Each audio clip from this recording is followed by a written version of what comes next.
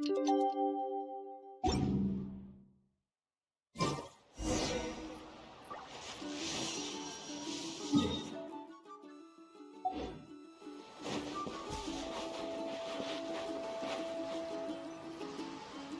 feels like a whole new Paimon after those 2 days in the hot springs.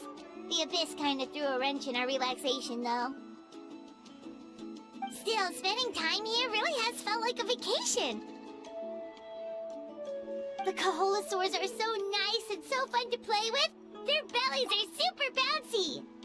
Oh, and Atea's snacks were so delicious. She gave Paimon some for the road just this morning, actually.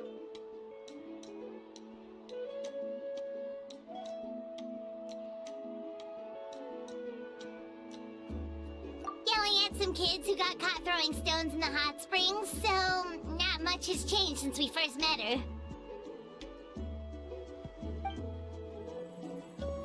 Hey, you guys!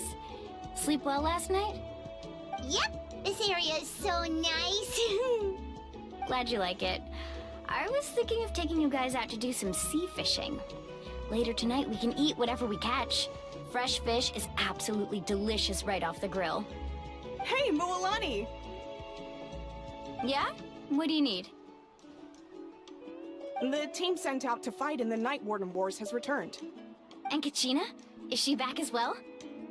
Kachina fell in battle. But don't worry, the team was victorious, so the Rite of Resurrection will be held in the stadium soon.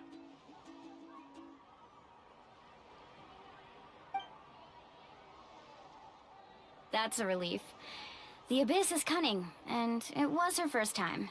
Mistakes are bound to happen. Exactly. She deserves to hold her head up high. Alright, thanks for letting me know. We'll head out in a bit. Jeez, she sounded a little anxious there. Had me thinking it was bad news for a moment. Mualani, you said the Abyss was cunning just now, but it seems like the Abyss just wants to destroy everything. Like, think about all those monsters that attacked your tribe. If there really was some sort of cunning plan, wouldn't it make more sense to send them to attack Kachina and her small team? Not that Paimon wants them to be in any more danger, it's just... Relax, I get it. The Abyss is difficult to understand, that's for sure. At a glance, it certainly seems like the only goal is total destruction. The Abyss isn't a living entity after all, so what capacity for logic or planning could it possibly possess? But through our long history of fighting the Abyss, we've realized things aren't quite so simple. 500 years ago, the Abyss invaded Teyvat. You know about that, right? That's right. Khaenri'ah suffered greatly during that time. But so did every other nation in Teyvat. And Natlan was the worst affected of all. It took the combined efforts of the then Pyro Archon and heroes from every tribe to finally repel the Abyss. Even so, the effects of the invasion lingered for hundreds of years, only able to be reversed little by little. Our tribe's waters were contaminated. The Children of Echo's territory was overrun by dangerous sludge surging from underground. Unrelenting black winds tore across the lands of the Flower Feather clan. It was like each disaster was designed for a specific tribe. Exactly. We once thought that the Abyss's desire for destruction was a sort of primal instinct. But its methods are, in truth, marked by intelligence. We now believe the Abyss has invaded the Night Kingdom, and has the capacity to read the memories of this land at any given moment. And that's how it became so dangerous and cunning. Almost like it knows you inside and out. Yes, and that's why we've been unable to fully eradicate it, even after all this time. Luckily, the problems left behind by the Abyss have been successfully addressed by the various Pyro Archons we've had over the years. Now every tribe is prospering and things are looking up. I mean, just look at what we managed to do a few days ago. We totally fought them off.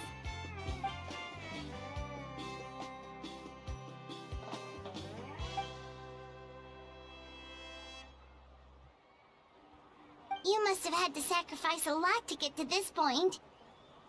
Every battle, every sacrifice is in pursuit of a future where we get to stop fighting. Responsibility, duty, unavoidable burden. Everyone in Natlan views the war differently. But I believe we will be rid of the Abyss one day.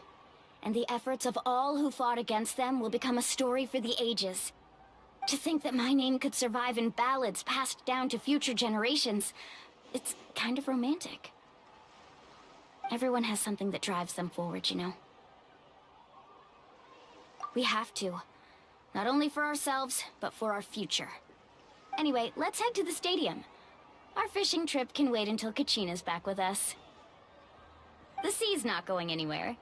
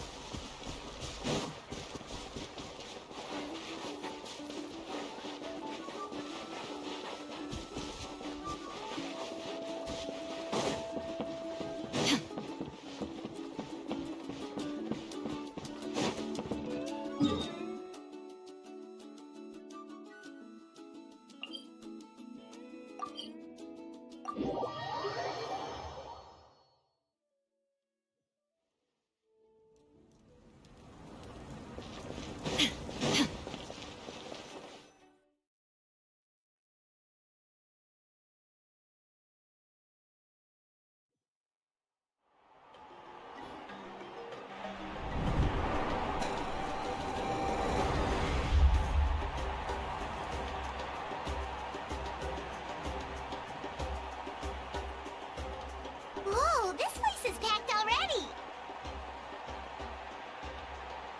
Of course. No one's gonna miss out on the chance to welcome our heroes back from battle. It's their moment of glory. Kachina's gonna be so flustered. She's never had this many eyes on her before.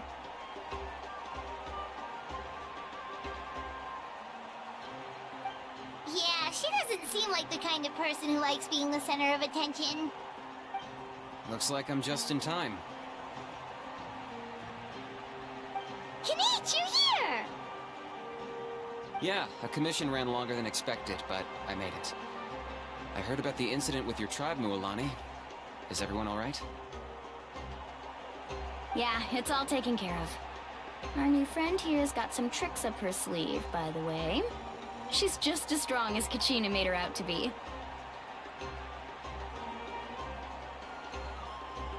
Hey, look!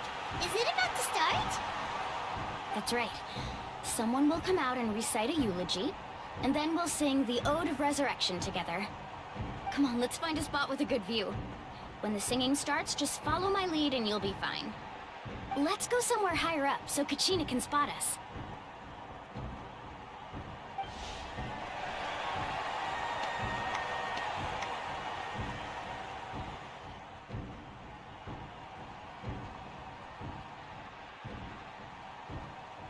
Warriors of Natlan, heed the call of life. We are the inheritors of memory and legend.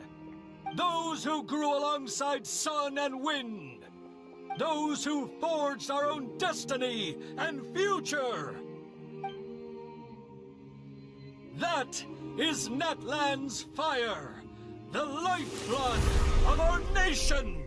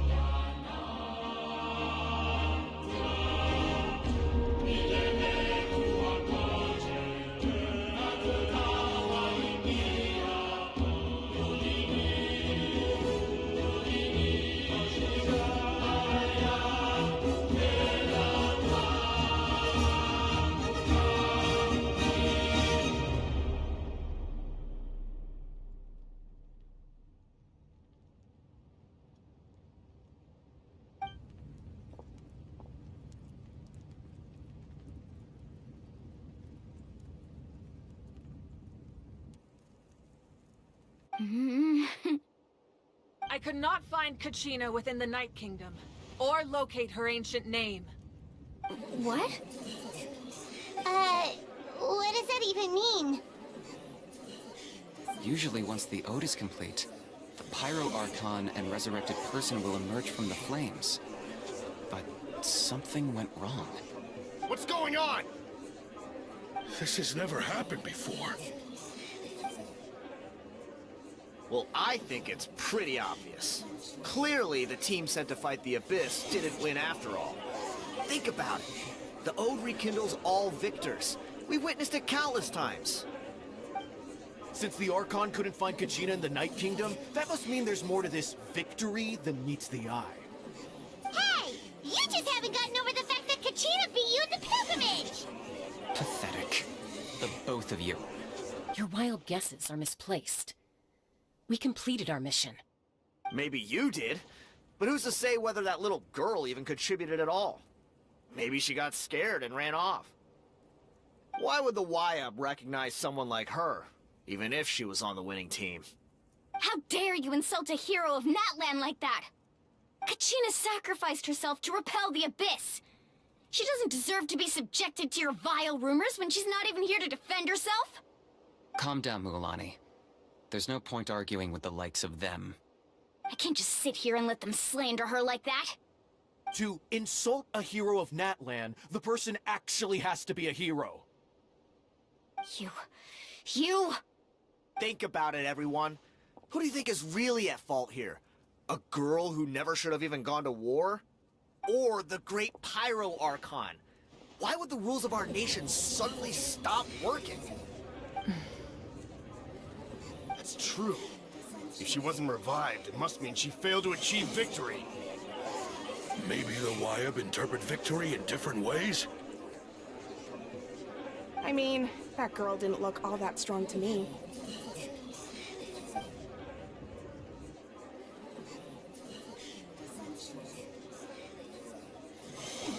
Kachina wouldn't have run! That's not like her at all! No! She's been waiting for this moment for too long. No matter how daunting the situation, no matter how scared she might feel, she's always the first person to stand up and face it head-on. We don't even know what happened. So don't you dare try to use this as an excuse to vent your anger or slander her reputation. Fine. We'll find out what happens soon enough. Then, we'll see who truly deserves glory. That's enough. There is no doubt about today's victory, or Kachina's part in it. She is a hero worthy of our admiration and celebration. However, the failure of today's ceremony is undeniable. Kachina has not been rekindled, and I offer you all my deepest apologies as I continue to investigate this matter. To prevent further casualties, I have decided to suspend the pilgrimage until this matter is resolved. What? No one is all-knowing. No one is infallible, not even myself. But doubt is a means by which we seek the truth, not a weapon we wield against others. I didn't mean it that way, Archon. If there are things you wish to clarify, then ask me directly. Doubt my answer if you wish, but now's your chance. You have concerns? State them. No, of course not. Even though I have said nothing to change your mind, then it would seem the truth never mattered to you at all. That guy doesn't even have the courage to answer the Pyro Archon's question. So much for all that glory talk earlier. I have a question, Archon. My friend Kachina. Do you have any idea where she is? It's extremely important to me. I know you said you were investigating the situation, but I'm sorry, that's not enough. I've already shared everything I know.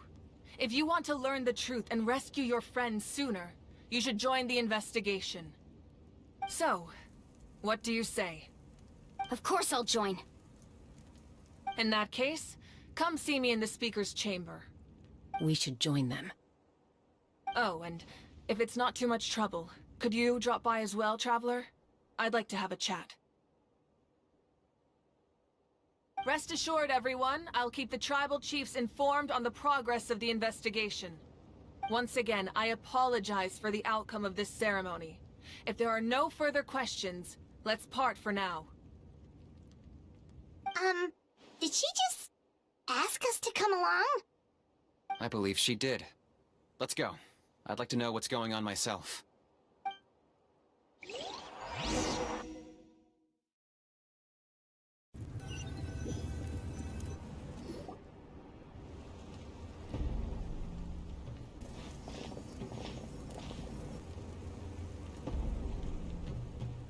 The situation is urgent, so I'll get straight to the point. Kachina is undoubtedly a hero of Natlan, and I'm deeply sorry this happened to her. There's been unrest in the Night Kingdom, but I don't know what's causing it. As a result, I've been unable to track down her location. Until we find and address the cause of the unrest, the Ode of Resurrection will continue to be ineffective. And that means Kachina won't be able to come back? That's correct. Not until the problem with the Night Kingdom is resolved. How long will that take? It's hard to say. Kachina always dreamed of fighting the Abyss, of doing her part to defend Natlan. She wasn't afraid of death because she knew, if it came down to it, the Pyro Archon would be there to bring her back to life. Whenever we sat down together, exhausted from training, she would always hum the Ode of Resurrection. She was supposed to come back to us. We were supposed to hug her and celebrate with her and share her joy. We supported her every step of the way, but what are we supposed to do now? Sit peacefully and wait for her return? Lose ourselves in grief over her death? Tell me, are we her friends? Or her murderers? That's not fair, Mualani. It's all right. I understand your rage and your grief. Kachina's life means a great deal to me, Mualani. Believe me, I want to bring her back as soon as possible. I would give you that peace of mind if I could. But please, hear what I have to say so I can at least give you a broader picture of the issue we are now facing. Considering the recent attack on your tribe, I believe the Abyss has found a new means of undermining the rules of our nation. You mean... The Sacred Flame. The foundation of our resistance against the Abyss. If we continue to hold the pilgrimage and send teams to fight the Abyss, there will likely be more casualties. But if we stop altogether, the Sacred Flame will only grow weaker. The Abyss will scale up their attacks, and the tragedy we saw with the people of the Springs will only be the first of many. If we compare the two choices, the former seems to be the lesser of two evils. Sorry, I know that may sound harsh, but I bear the name Malipo. Weighing the costs is my duty. The raw truth can be cruel. But we need to understand it if we want to approach this rationally. But what would you say, Mualani? This is personal for you.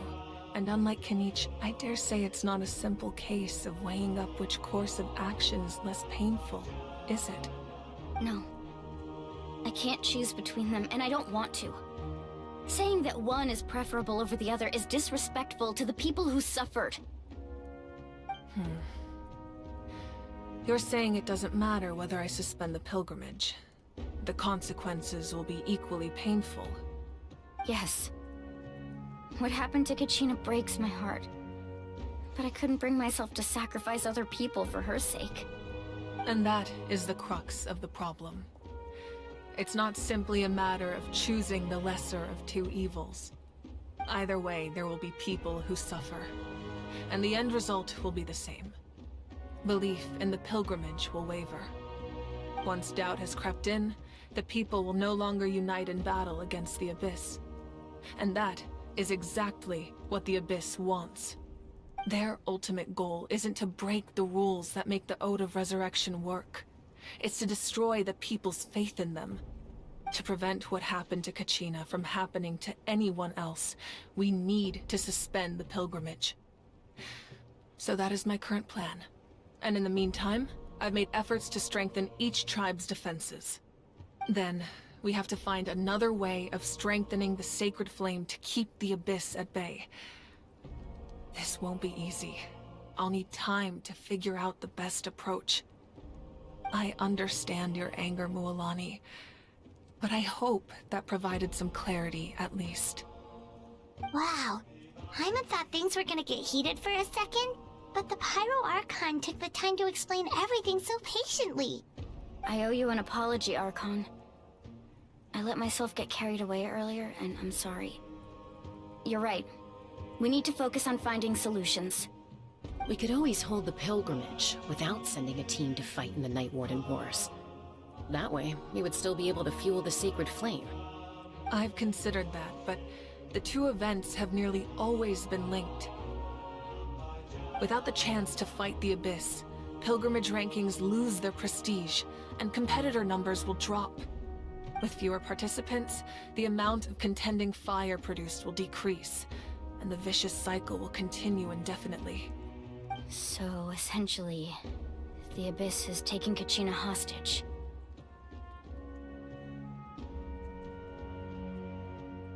You've learned about the concept of ley lines during your travels, yes? The Night Kingdom is something similar. Staying there for a short period of time shouldn't have an effect on the person. But with the Abyss in the picture, it's a different story. Your sense of self will be devoured, until eventually you become one with the Sea of Souls. Imagine pouring a cup of water into a rushing river. You can try to scoop up another cup, but there's no chance it will be the same water you had before. I won't sugarcoat it. That is the danger Kachina is currently facing. Just like you said, Archon. Both of these problems need to be addressed. You can focus all your efforts on dealing with the Sacred Flame. I will go search for Kachina. The Abyss poses the same threat to you as it does to her. It is very possible you will not return. Knowing that, do you still choose to go? Kachina's waiting for us to rescue her. That's all that matters. I failed to protect her during our campaign, but I can make it up to her now. I choose to go as well. Traveler? What do you think?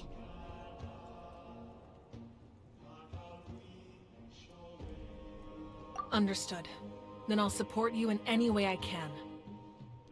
The Masters of the Nightwind have a technique that can extract an ancient name from the ley lines. If we can find Kachina's ancient name, I can use the link between them to pinpoint her position within the Night Kingdom. Then comes the hard part.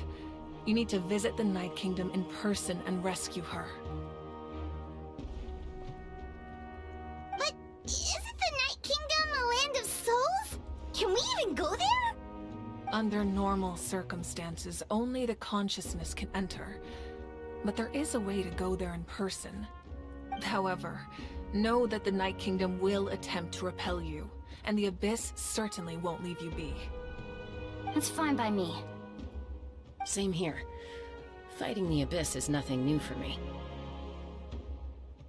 So, Paimon's the only one who's scared?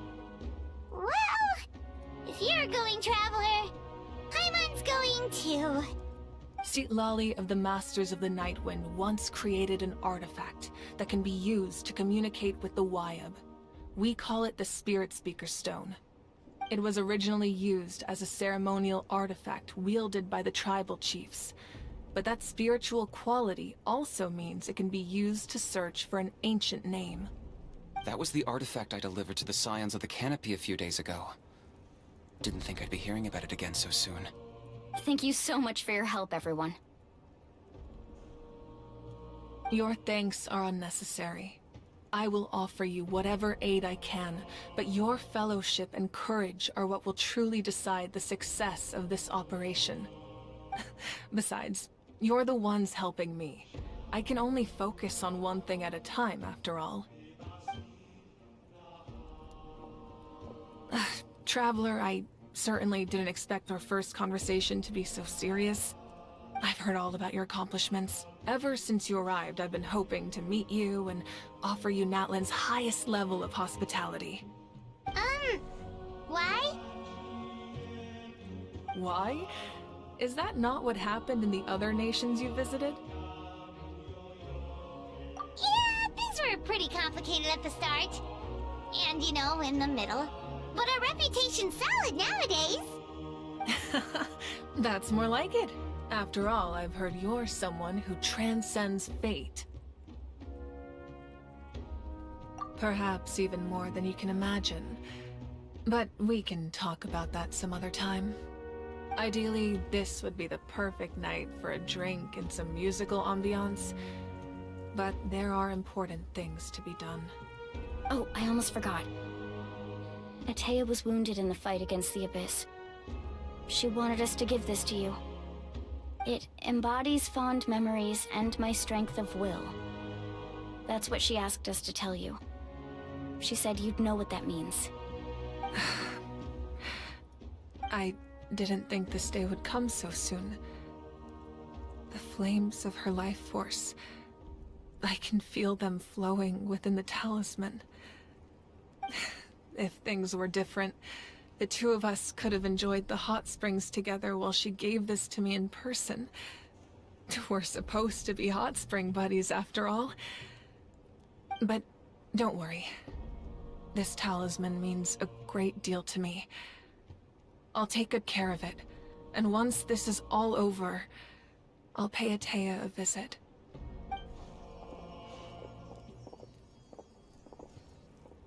You said you didn't want to jeopardize the production of Contending Fire. But that's not at all why you decided to suspend the pilgrimage, is it? You're right. Even now, the production of Contending Fire is far from sufficient. The gradual corrosion caused by the Abyss has resulted in a massive shortage of pyro energy, and we're currently at the breaking point. As things stand, the pilgrimage is a lost cause. Suspending it allows us to save our strength to defend the tribes. The Abyss has brought catastrophe to Natlan, and Kachina's disappearance in the Night Kingdom is a direct consequence of that. We can't let the general public know that. No. If the public learned that Natlan's destruction was close at hand, there would be immense panic. But if I said nothing at all, they would have continued to question the integrity of Natlan's heroes. Another simple choice. The latter was clearly the better solution. But you chose otherwise. I have never subscribed to the belief that the right choice is the one with the fewest sacrifices. Let's go. There's still a way for the sacred flame to last a little longer. You mean? Yes. Come with me.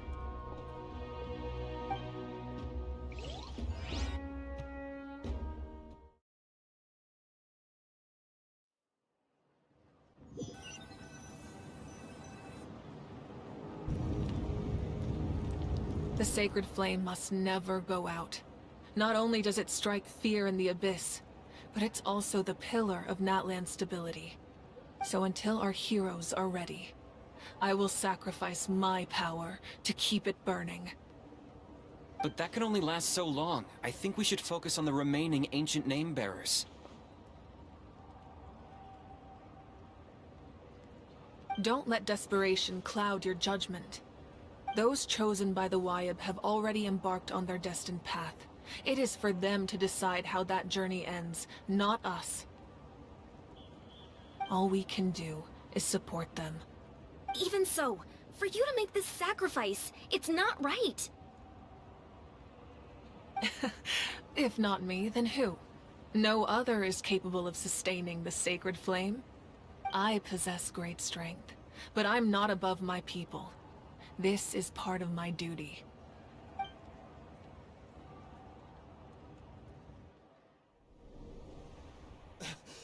Archon! It's the Fatui!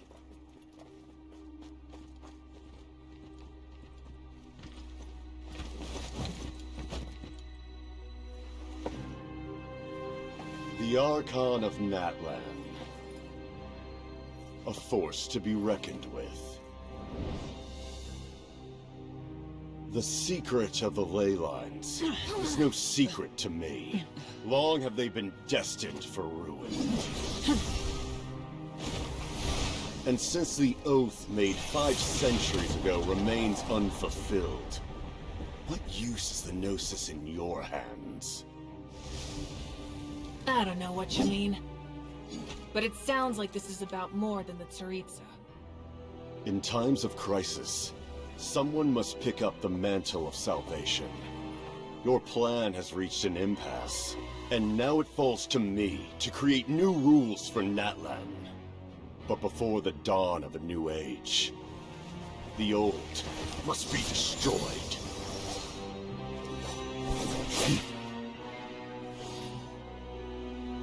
I assume that's the end of your speech?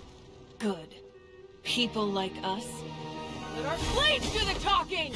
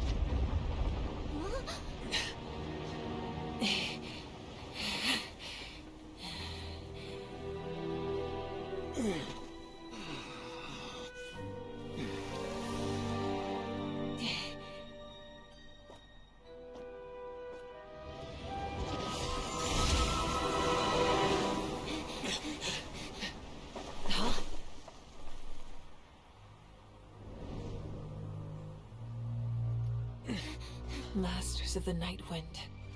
Send word. The captain and his followers must be apprehended.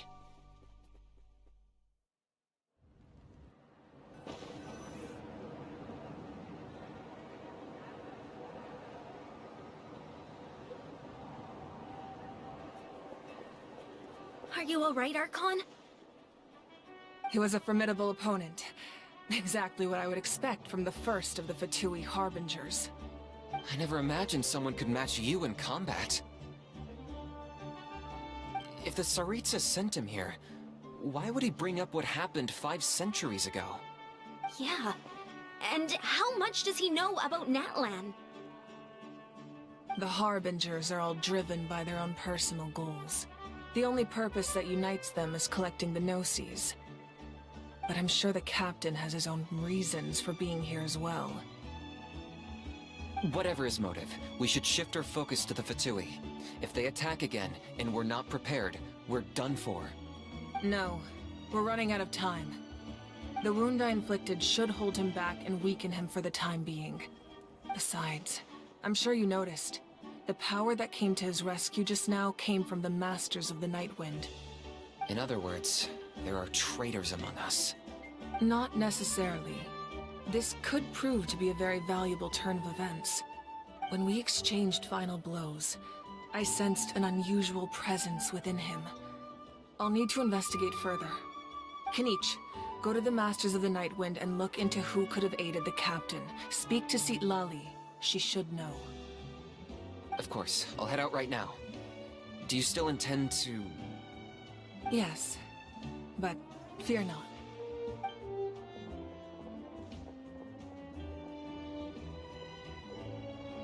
Natlan's strength has never rested solely in its Archon.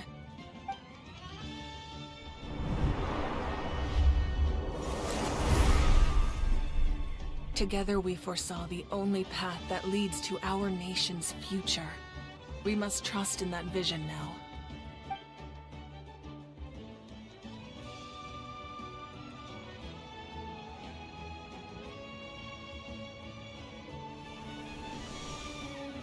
Is everything okay, Archon?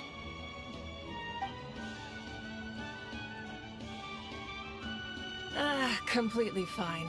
Just lamenting the fact that I never got a picture when I could still turn my hair into flames. Too late now.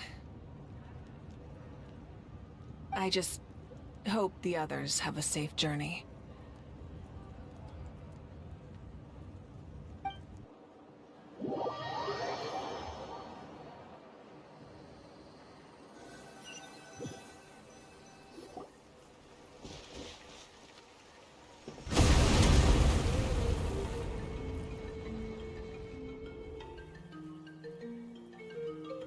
What's happening at the stadium? Did something explode? It feels like the Archon unleashed her power. She must be fighting a formidable opponent. Should we go back and check what's going on? Have faith in the Archon. She wouldn't lose in a one-on-one confrontation. Once we find Kachina's ancient name, we'll head right back. Okay, let's just keep climbing. Paimon really hopes nothing goes wrong.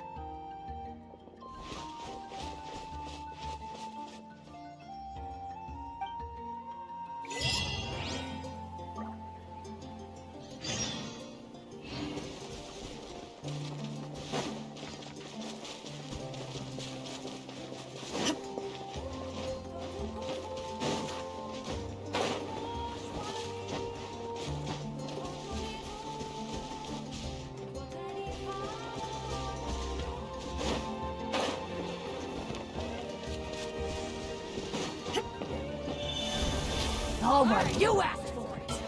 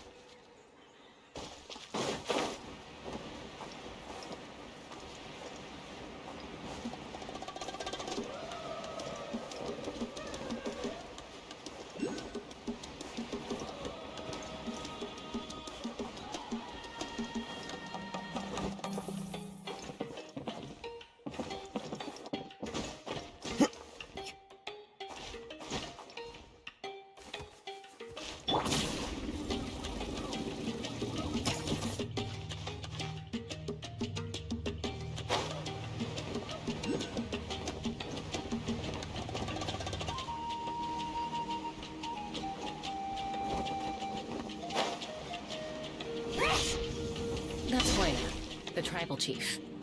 Let's head over to him.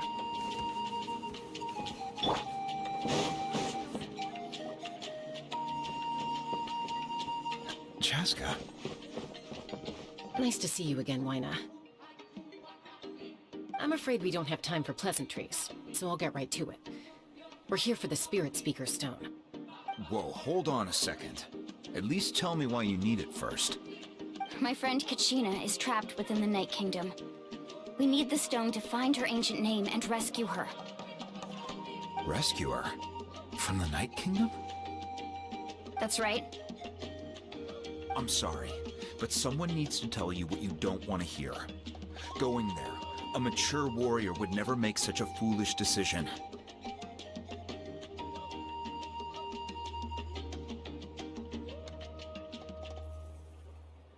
The nature of battle is unpredictable.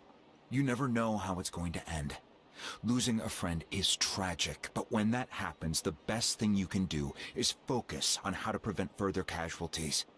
I appreciate what you're trying to say, Chief Wyna. But if the price of maturity is abandoning a friend in need, I'll choose foolishness any day. If Kachina's still holding on, then so will I. I thought you might say that. Is something wrong, Wyna? This doesn't seem like you. Life isn't complete without taking risks. That's always been your mantra. It's nothing.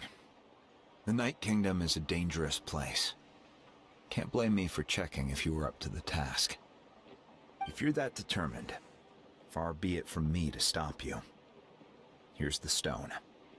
Keep it safe, okay? It's not like we have a spare. Thank you. Huh. Seems like you two go way back. But aren't you from the Flower Feather Clan, Chaska? Oh, Chaska's a peacekeeper, so she's famous throughout the tribes. She's always the one people call to resolve conflicts, so we slowly got to know each other that way. Her younger sister Quichi's always hanging around our tribe, too. She's helped us out a lot in the past. Oh, you have a younger sister? Yes, I'll introduce you to her sometime. But let's get back to business. Wyna, how do we use the stone? As you probably know, your intended destination is completely different from the real world. The Night Kingdom is like a river flowing with concepts, and the ancient name you seek is like a tiny fish swimming downstream. In that sense, the stone is like a fishing boat drifting down the river, but the boat alone isn't enough. You need a fisherman experienced enough to steer it in the right direction. We couldn't do that ourselves? With a little practice, I'm sure you could. You have the strength and the talent. If you want to make sure this works, though, I could recommend someone to you. Who? Vichama, a legendary warrior and scout from our tribe. He's got a keen eye and a well-honed intuition. Even his ancient name means to seek. If you're fishing for a name, you're gonna want him on the boat. Vichama? Why does that name sound familiar? He's one of Auntie Atea's hot spring buddies. I've heard stories about him. Where can we find him? Ever since Malco passed, he spends most of his time gazing out at the scenery from the cliff tops. Follow the path that way, and I'm sure you'll find him. Thank you. We'll go look for him there. Good luck. I hope everything goes well.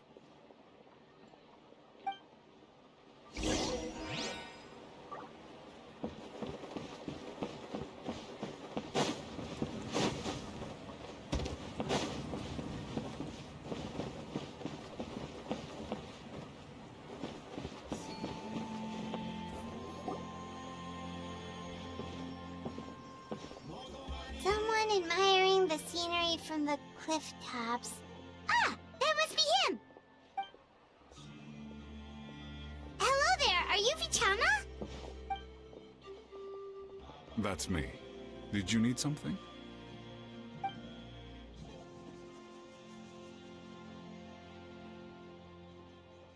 What? You're saying you can bring someone back from the Night Kingdom. How is that even possible? No, if you really think about it, anything's possible in that kind of place. But that would mean... Are you okay? You don't look so good. Everything's fine. I'll help you, but I do have a small request. After I help you find Kachina's ancient name, I want to use the stone to look for my friends as well. Your friend? Oh, why not mention someone named Malco? Is that who you're talking about? Yes, but I'd rather not get into it if it's all the same to you. That's not a problem. We agree to your request. Yeah. Since you're helping us find Kachina's ancient name, it's only right that we return the favor. Then we're agreed. Can I have a look at the stone?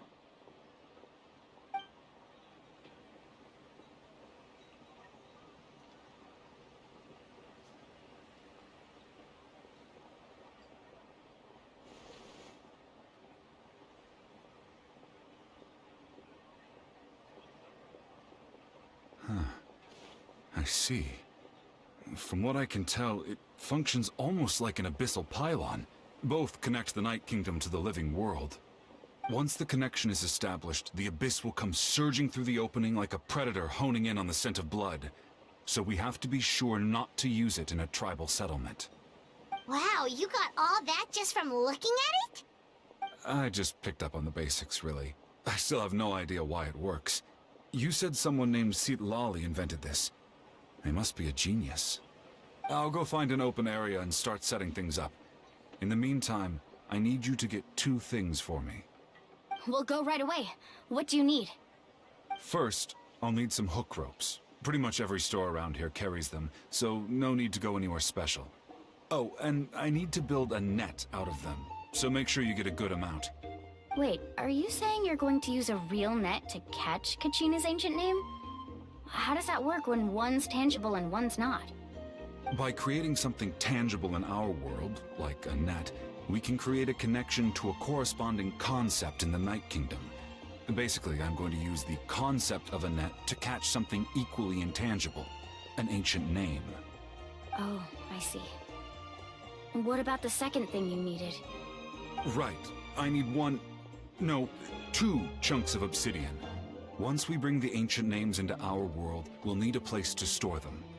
Normally, you can only get obsidian from the Children of Echoes, but I heard there's a traveling merchant from that tribe around here somewhere, so maybe you can try your luck there. Gotcha! Alright, let's split up. See that clearing? Let's meet over there when you're done. Oh, and you can send someone with me if you want. In case you're worried I might take the stone for myself. What do you think, Chaska? There's no need. Lena spoke highly of you. That means you're trustworthy. I appreciate it, even though that doesn't mean much to me anymore. Anyway, it'll take some time to set everything up, so no need to rush. I'll see you in a bit.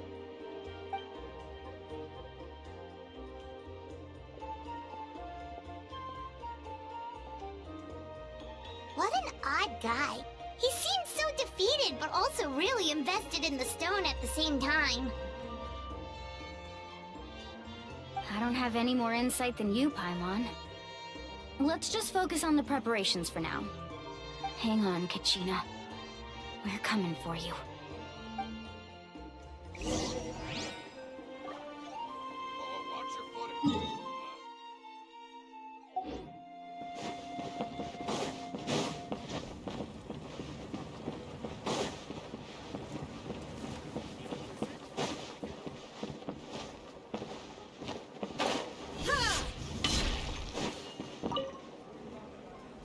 Hello. Do you have any hook ropes for sale? Hook ropes? As in rock climbing equipment? Yes. How much for your whole stock? Oh, the whole thing? Let me see. That would be 30,000 mora in total. Deal? Deal. Wait, really? What, you want me to drive down the price? We just need these as fast as possible. Thanks. Oh, no problem at all. I'll even pass along some information on the house. These ropes are usually used by rock climbing enthusiasts. If you want to learn, Roka's the person you want to ask. All right, that's everything. Here you go. Now we need the obsidian. Let's go talk to the traveling merchant Bichama mentioned.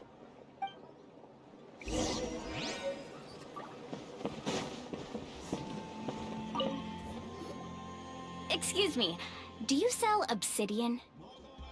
Why, yes. I've got a chunk for sale right over there. Perfect. Is that the only one, though? We actually need two. That might be tough. Tell you what, I'll take a look through these boxes over here, and we'll see what we can find. Thank you so much. We'll wait here.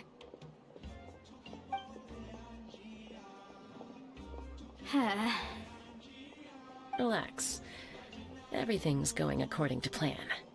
I know, it's just... I could tell Vichama feels the same way about his friend that I do about Kachina. I hope this chunk of obsidian isn't the only one. Kachina always carries all sorts of shiny stones with her. If I was the one trapped in the Night Kingdom, she'd have a whole pile of obsidian ready in a heartbeat. Well, would you look at that? I did bring an extra. Here you go, young lady. How does it look? Perfect! Thank you. How much do I owe you? If you hadn't shown up, these stones would have just sat here collecting dust. I'll take 3,000 mora for both. Here you go. By the way, I heard you mention Vichama just now. You running an errand for him, then? How's he doing? Malco's been gone for 5 years now. It's about time he started to move forward. Do you know what happened between them? I heard about it in passing while I was out drinking one night, but I don't know all the details. Vichama and Malco grew up together, and even made a name for themselves together. Malco was an amazing fighter, capable of knocking out multiple opponents in a single hit, while Vichama excelled at scouting and analyzing the battlefield. The two made an excellent team, and managed to beat back the Abyss several times. 5 years ago, they both emerged triumphant in the pilgrimage, and were placed on the same team to fight the Abyss. But on the eve of battle, the Abyss launched an attack on their tribe, and Vichama suffered an injury to his leg while attempting to rescue someone. Then what happened? The team agreed that he couldn't fight the Abyss in his condition. Vichama didn't argue. He knew going to the front lines with an injured leg would make him a burden in battle. So they raised the issue with the Pyro Archon, and she agreed to let him stay behind. It's just... Malco and the others ended up facing hordes of abyssal monsters in numbers that far exceeded anyone's expectations. The team made an error in judgment, and they fell to the onslaught. Vichama went into a deep depression after that. He blames himself for everything. Oh, you're not wrong. But it's possible he chooses to blame himself. Not because he did something wrong, but because he wasn't able to do anything at all.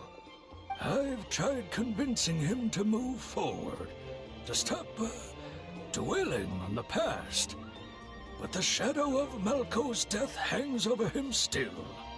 The Abyss has caused so much suffering, and some wounds never heal. I wish there was something he could do to make himself feel better, but... anyway, that's the gist of it. Maybe you could help him talk things through sometime. I would really appreciate it.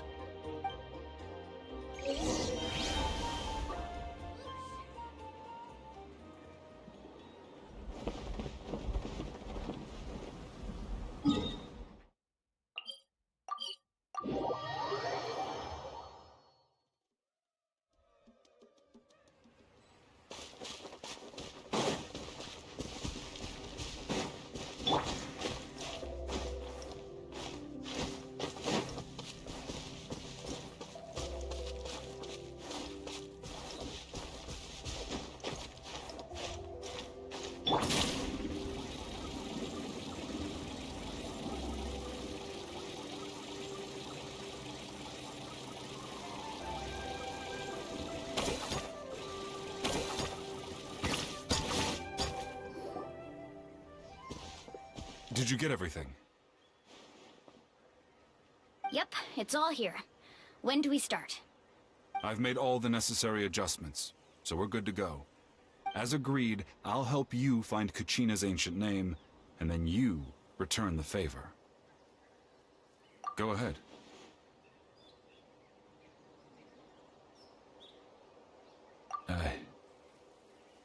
Yes. After Malco fell, I scoured the battlefield to see what happened. It turned out he wasn't bested by some impossibly powerful foe. He was dragged to his grave by the sheer number of enemies. If I had been there, I would have been able to sense the danger. I could have warned them not to advance. I've always blamed myself for what happened. But when you told me about Kachina, I realized there's a chance Malco might also be alive, fighting for survival in the Night Kingdom. But that happened several years ago, right? The Pyro Archon said all life within the Night Kingdom eventually becomes one with the Sea of Souls.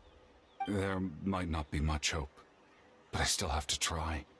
Malco and I promised each other, even if we never managed to root out the Abyss for good, we would fight together until the end. All right, let's get to it. I'll start searching for the conceptualized version of Kachina's ancient name. If you see any fragments scattered around the area, please collect them.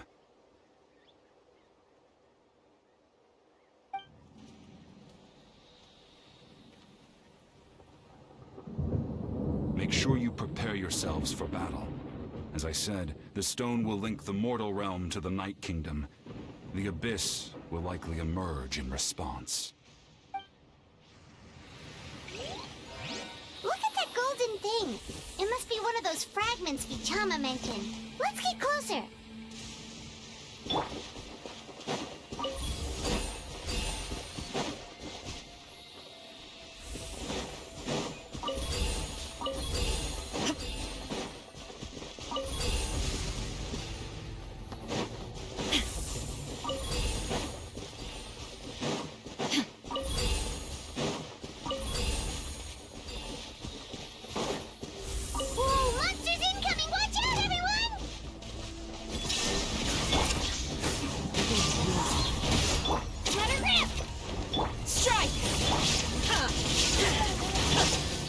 Time to go. Fallen leaves, adorn my night! Right here. It's nothing. Illusion shattered! Now you shall perish! How much longer, Vichama? Not long! We're getting close!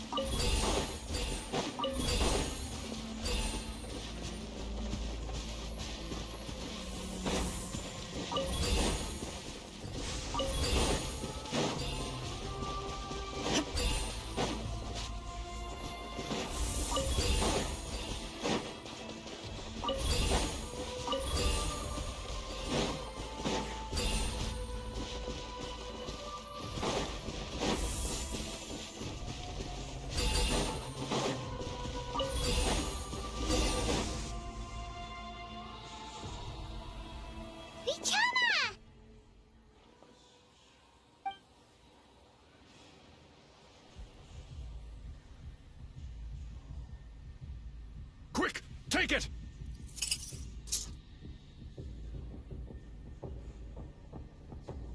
I found Kachina's ancient name. Hang in there, Malco. Just a little longer. Something's not right. The power of the Abyss is getting stronger. The Abyss is corroding his body. Vichama, you can't keep going. You'll die. I should have died 5 years ago. I just need a little more time. Please, I'm almost there. Thank you.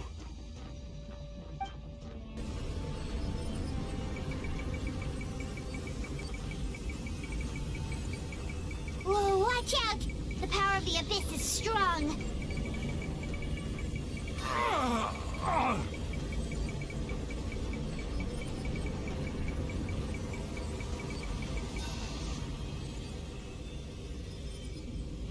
This power.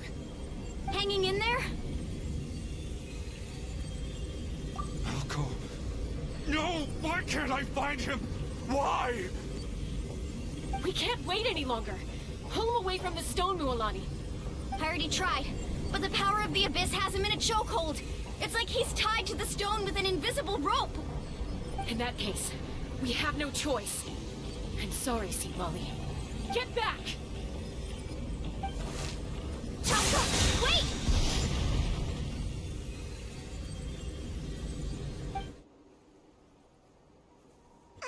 Ouch! What happened just now? It looked like the Spirit Speaker's stone was... The stone's power was spiraling out of control. The only way to stop it was to destroy it. You were all caught in the shockwave of the explosion. You might feel dizzy for a while, but that's normal.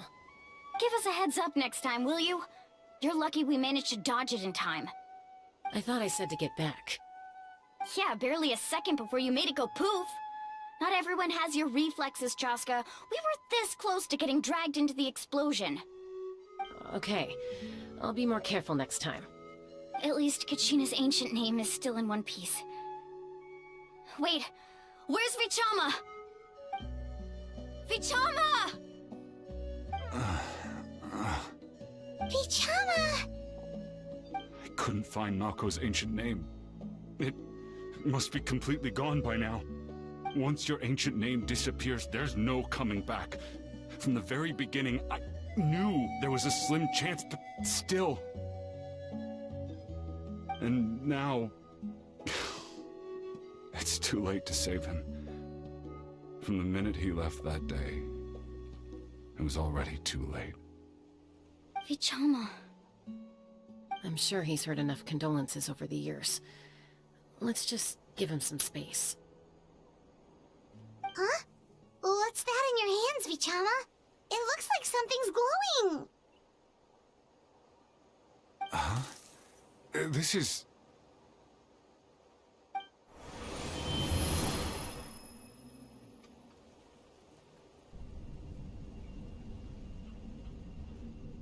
Hey, Malco. Got any strength left? Not enough to swing a sword, but to say a few last words? Sure. Too bad. No one will get to hear them. I never thought I'd actually die on this mission. Not that I'm afraid to die. It's just... hard. Thinking about my mom's face when she hears the news.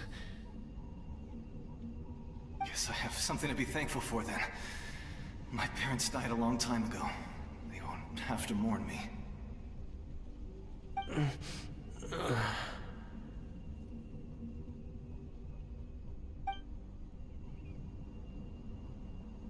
Pisak! Always had to beat me at everything, didn't you? Right to the end, you were never one for goodbyes. Maybe you're right. Maybe no one will get to hear our last words. But just in case... Vichama, I'm so glad you didn't come with us. Don't be sad. Just keep on living. For the both of us.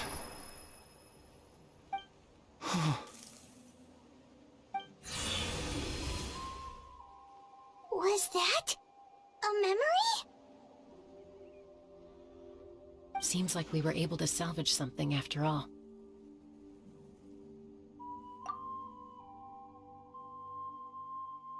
Of course.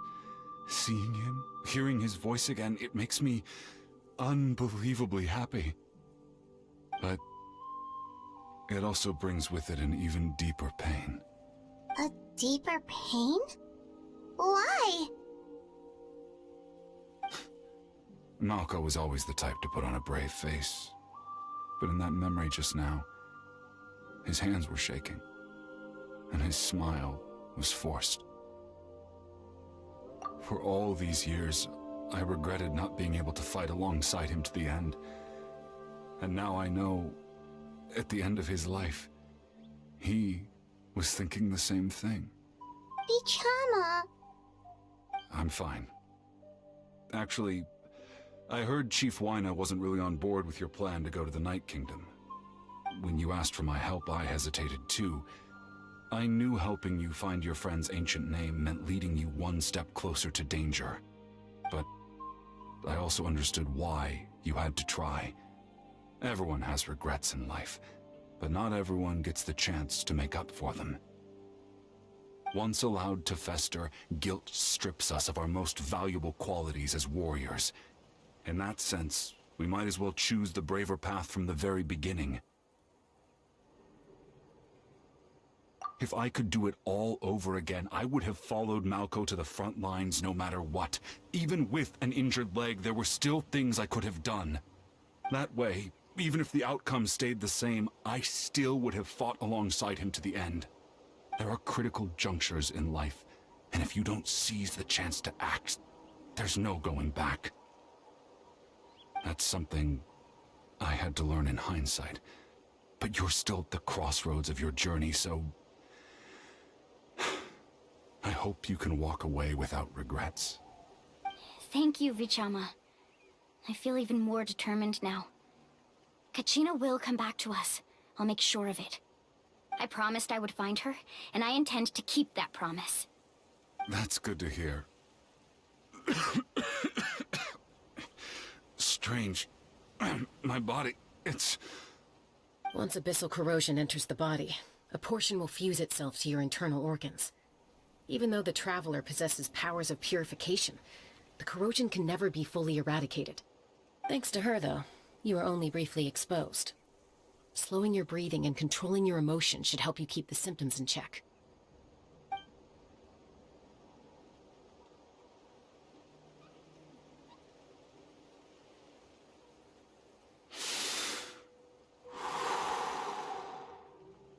Huh. That does make me feel better. You seem very knowledgeable about all this. Just speaking from experience, that's all.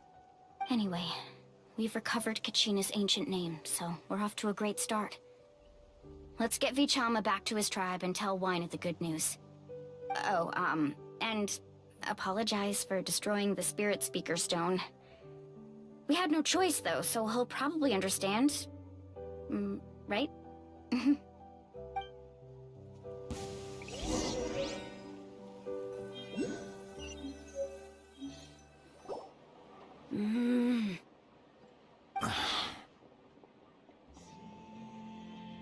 Koichi, are you really gonna just stand there like that?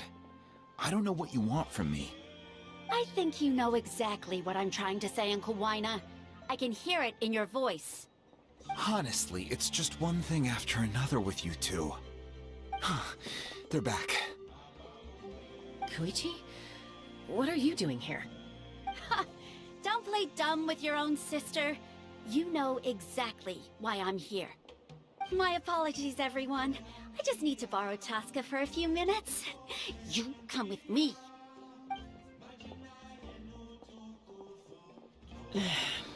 I'll be just a moment. Who is that?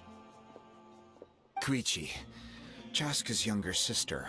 Although the two aren't actually related by blood, it's kind of a long story.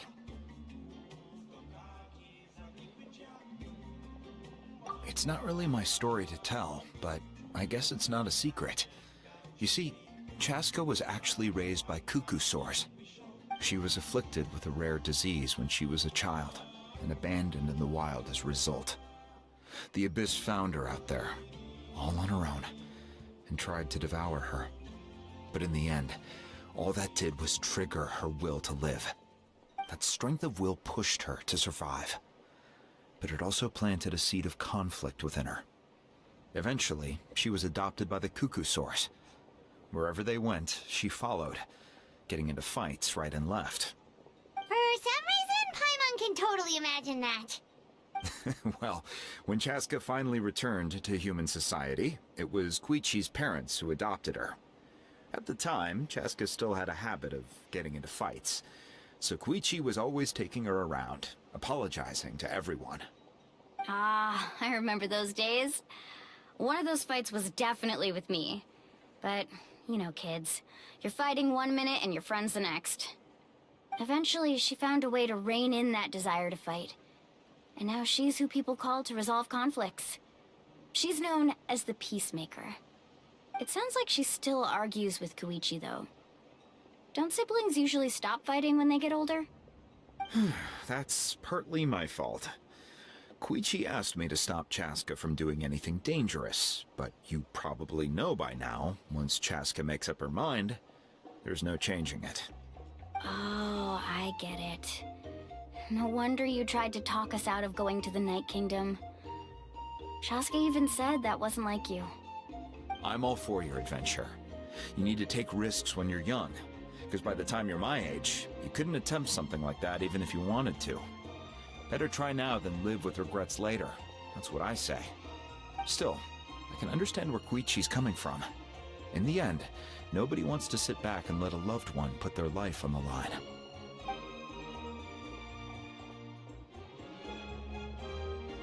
All right, it's just the two of us now. You have 1 minute to explain yourself. I don't have anything to say. You don't have to approve, but you should know I only do what's necessary. That attitude is exactly the problem. It's like you don't care. You try to sneak off to the Night Kingdom behind my back and then play it down as if it's just a trip abroad. Well, technically I am going abroad, right? Again with the excuses! We agreed, didn't we? There are 4 levels of danger. If it's not something urgent, you can only engage in level 2 danger and below. You can only go up to level 3 if a situation is so dire there's absolutely no alternative. But a trip to the Night Kingdom? If that's not a level 4, I don't know what is. And you were just going to sneak into the place without saying anything. What do you mean, sneak into the place? I always planned on walking in there with my head held high. You bought off Uncle Wina, didn't you? He promised me he'd stop you from doing anything dangerous. Oh, it's like he didn't even try. You feel like he went back on his word. What if I told you my mind was made up, and there was nothing he could have done? Not even by force. Oh, I knew it! So he did try to say something, but you didn't listen. This is important. If you were in my shoes, you'd make the same decision. You don't know that? I'm a doctor, and I handle logistics. If you're going to waltz into a dangerous situation where you could lose control at any moment, it's my duty to say something. All right, whatever. Anything else? What do you mean, anything else? Why don't you reflect on what you've done and promise me you'll stay put? Time out. Is this one of our normal arguments or a serious one? Chaska, does it sound like I'm joking? Then... you need to know something. What happened to Kachina was partially my fault. I can't leave her there to die. That's not who I am. But the person you become when you lose control, that's also not who you are. That's a different issue. You said it yourself. A person is only as good as their morals. If I want to live in Natlan, I need to display qualities that make me worthy of this nation. I've also told you that managing your condition is equally important. Sometimes you have to make sacrifices. All right, let's stop this here. If we keep going, I might actually have to get serious. And I think Wina prefers his roof attached to his house. Is that a threat? That sounds like a threat to me. Koichi! Younger sisters are supposed to listen to their elders. So, you're really going to go, no matter what I say? I'm supposed to be your sister. Then support me. I'll be back. All you have to do is wait. Chaska. So, that's it. Why'd you have to turn out to be so darn annoying?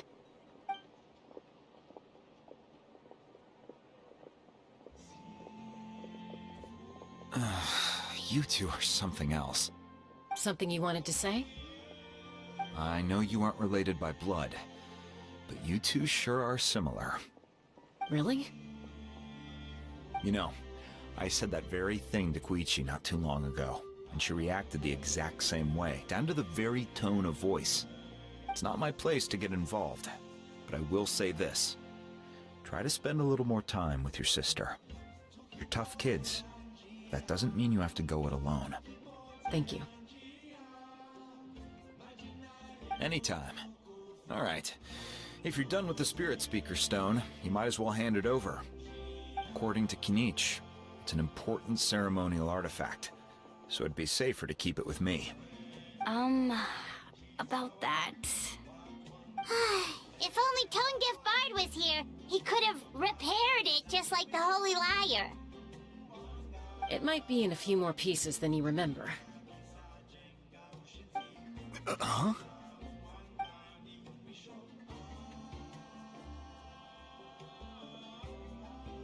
I see. Sounds like it was an urgent situation. If someone's life was on the line, then you had no choice. Still, Citlali's going to be a nightmare to deal with now that you've broken her stuff. I'll explain everything to her later. Stay safe out there in the Night Kingdom, okay? I'll wait here for your safe return.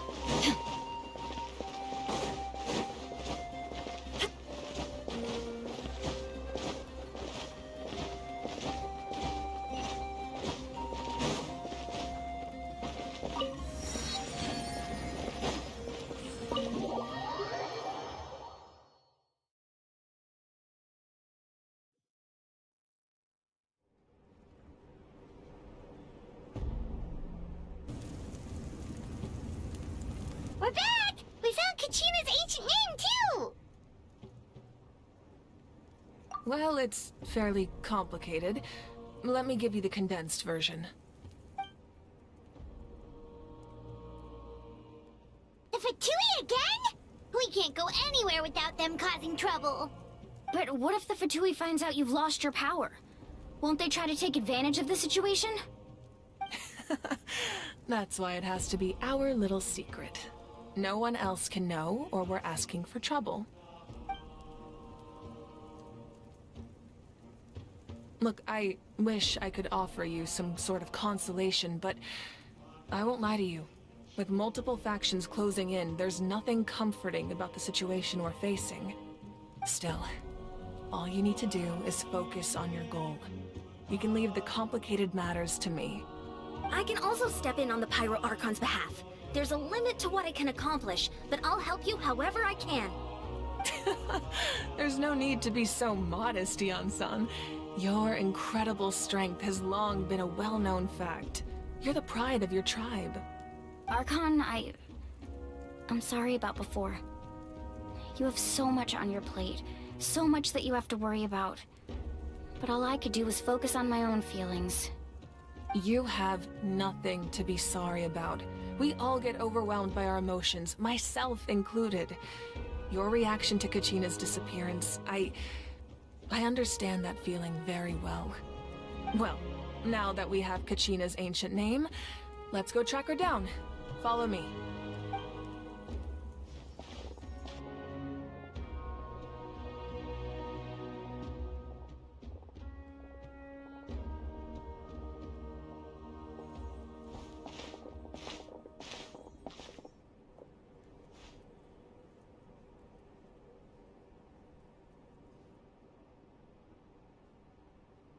What is this place?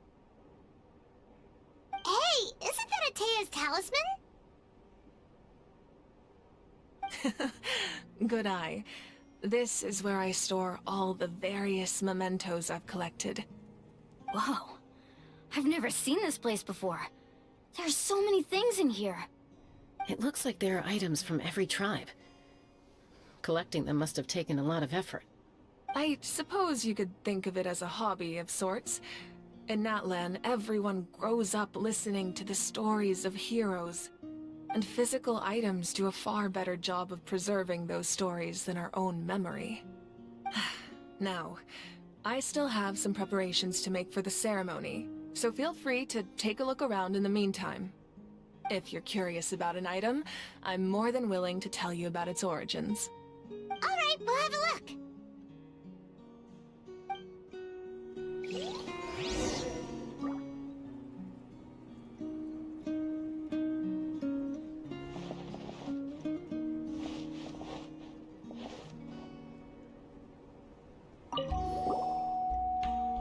Whoa, that belt is bigger than Paimon's head! The Collective of Plenty are known for their bodybuilding competitions and contests of strength.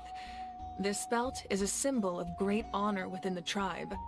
The association with strength might also have been the reason the original belt was extremely heavy.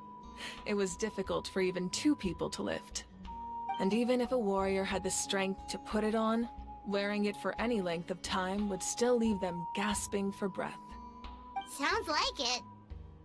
So the owner of the original belt, Kitera, commissioned a craftsman to make a copy identical in appearance but far lighter in weight. That is the belt you see before you. He would often wear this version when training in order to protect his waist. Or he made a lighter version so he could wear it all the time and show it off.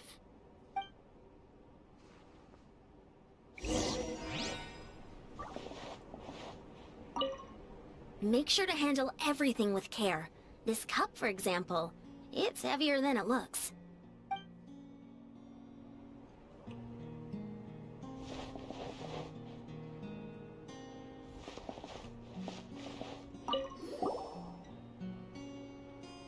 There are so many jars and potions around here. Do they have anything to do with alchemy? No, those belong to the Masters of the Nightwind. They're ceremonial tools used to amplify the ability to communicate with the Night Kingdom and the Wyab. Yamaya is an expert in this field, and she taught me a lot. Even though she appears stoic and serious, she actually has a keen sense of humor. The tools you see here are quite traditional. Her students found them outdated, so she passed them on to me. The contents of the jars aren't all that special. Oh, except the big jar in the middle. That's what she really wanted to give me. Ooh, must be something really cool. What's inside? Grape juice. Huh? It's quite tasty, although probably expired by now.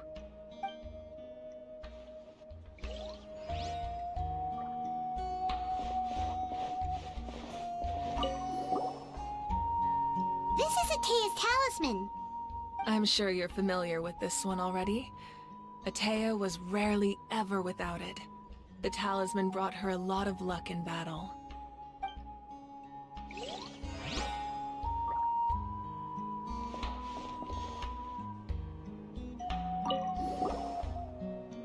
Hey, there's a fishing rod here. It must have belonged to the people of the springs. That's right. It belongs to a legendary fisherman named Matavaru. I have his entire set of fishing equipment, actually. He and I met in a tavern. He told me about a particular kind of giant fish, and his meticulous plan to catch it. In his eyes, I saw a hunger and a strong fighting spirit.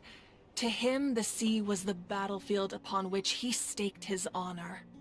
So, did he do it? The next time I saw him, he was covered in scars. It turned out the fish he sought had been corroded by the abyss. He managed to kill the fish, but sustained a serious injury in the process, which meant he could never go deep-sea fishing again. Can a fisherman claim victory if he fails to bring back his catch? That's what he asked me in the end. Well, Paimon thinks he won. That was my answer as well. The experience was far more valuable than the prize itself. In the end, he didn't want his tools to go to waste, so he gave them to me. Wait, that means you also know how to fish. Maybe we can go head-to-head sometime.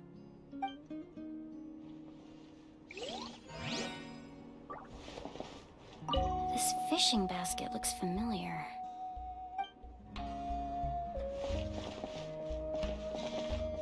This flower looks like it's thriving.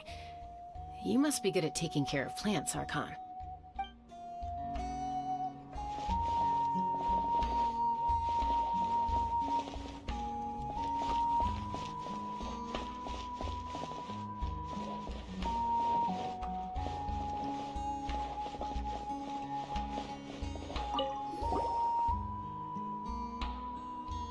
The powder still needs some time to settle, so let's wait a little longer.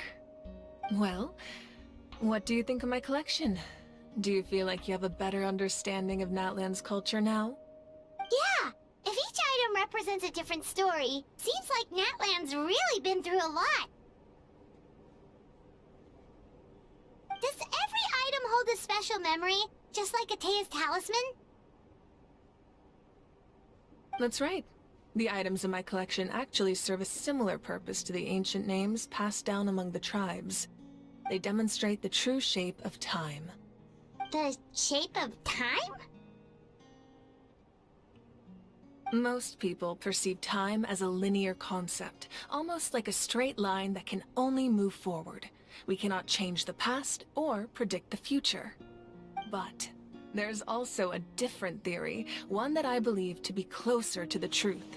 Namely, that the past, present, and future all exist at once. At once?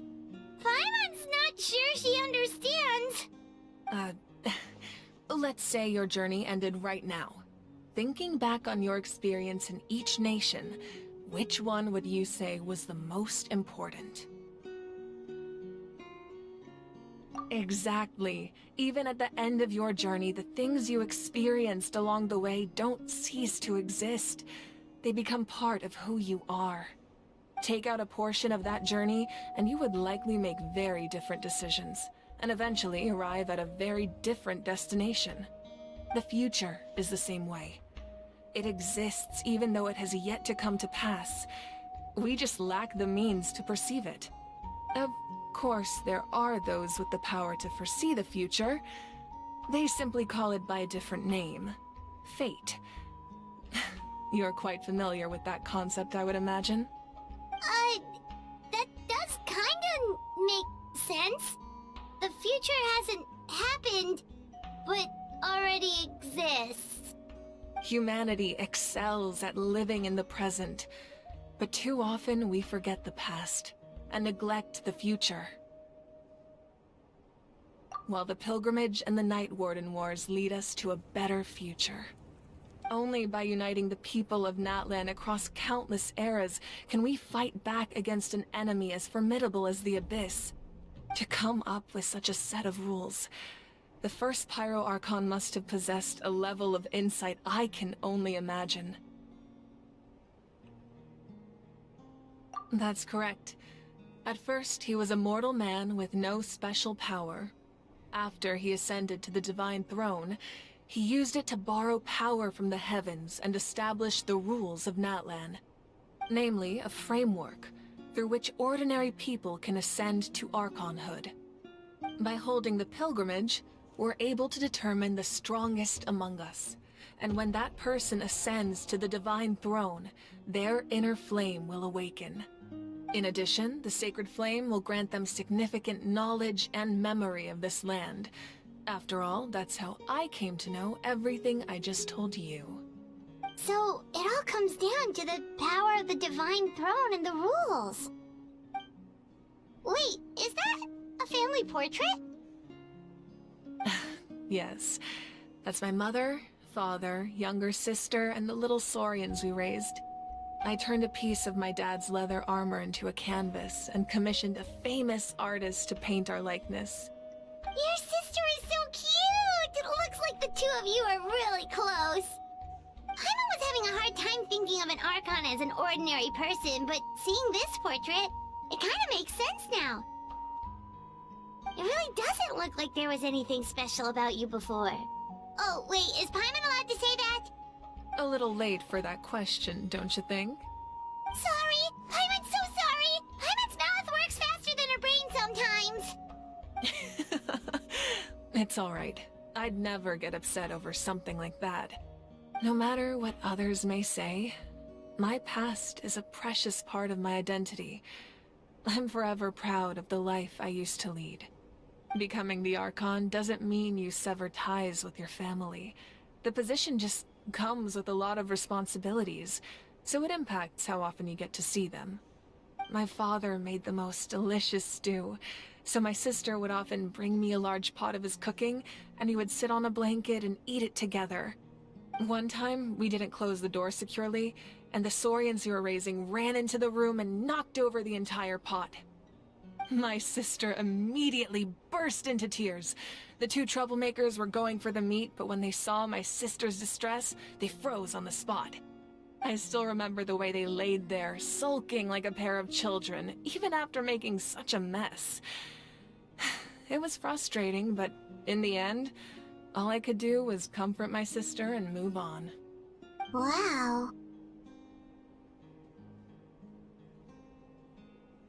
Isn't that what being a family is all about? I think about that story a lot, actually. As the Archon, I made a vow to defend this nation, and experiences like that, they remind me exactly what I'm trying to protect. Well, what happened after that? This portrait looks pretty old. Your sister must be all grown up by now, right? I believe she ended up working as an architect and artist. She built many houses and crafted many beautiful works of art. Anyway, that's enough about me. Now that the powder is settled, we can begin. Ian-san, Mulani, Chaska, over here, please.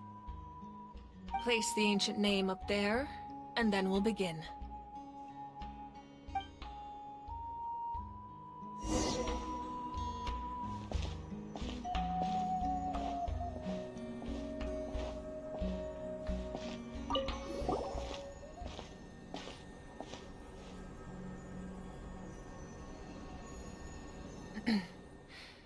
Surely as the echoes of life resound through heaven and earth, so too shall our stories remain eternal.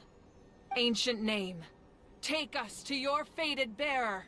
Allow her to answer our call.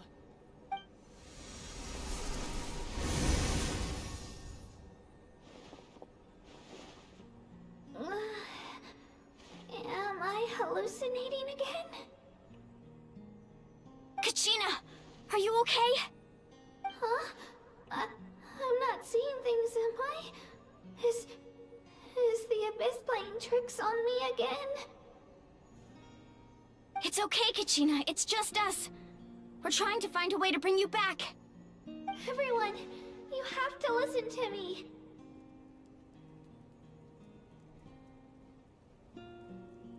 I've been investigating the Night Kingdom this entire time, and I figured out what's wrong. The Wyab is being affected by the Abyss. I was waiting for the Wyab to send me back, but then this really strong monster came in and almost killed me.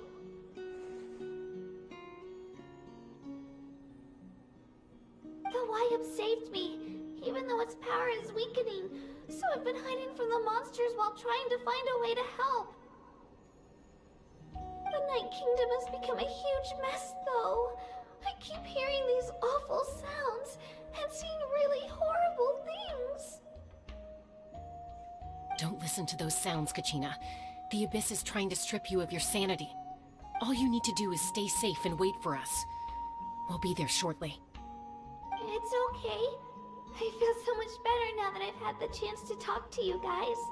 You don't need to worry about me. I've never been strong or special at all, really. So I don't blame anyone for forgetting about me or leaving me behind. Just knowing you care is more than enough. I'll find a way back, You don't have to put yourselves in danger to come rescue me. You're always like this, Kachina. Now's not the time to act tough. We're coming for you, and that's final. I don't know what lies the Abyss has been feeding you, but I'll tell you something right now. Nobody here sees you as a burden. You're a victor of the Night Warden Wars, a hero of Natlan. All you need to do is wait for us to rescue you, and you'll get all the applause and recognition you deserve.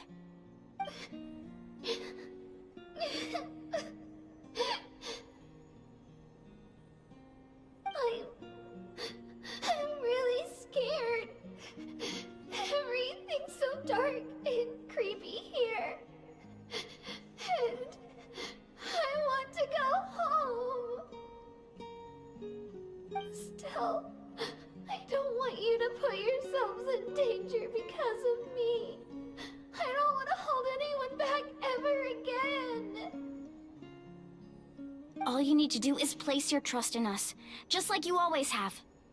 No one fights alone. We're not leaving you behind. Not ever. Yeah, we're so close, we can't call it quits now! Thank you. Be careful. Looks like we've lost contact. Now comes the most dangerous part. You have to traverse the Night Kingdom in your physical form. This entrance to the Night Kingdom was left behind after an abyssal invasion. Even a brief amount of time inside could expose you to corrosion. I know. I'm prepared for that possibility. Alright, then I wish you all the best. I'll tell Koichi to be ready just in case. She's very experienced in dealing with abyssal corruption. That face you just made. Don't tell me you two got into another argument.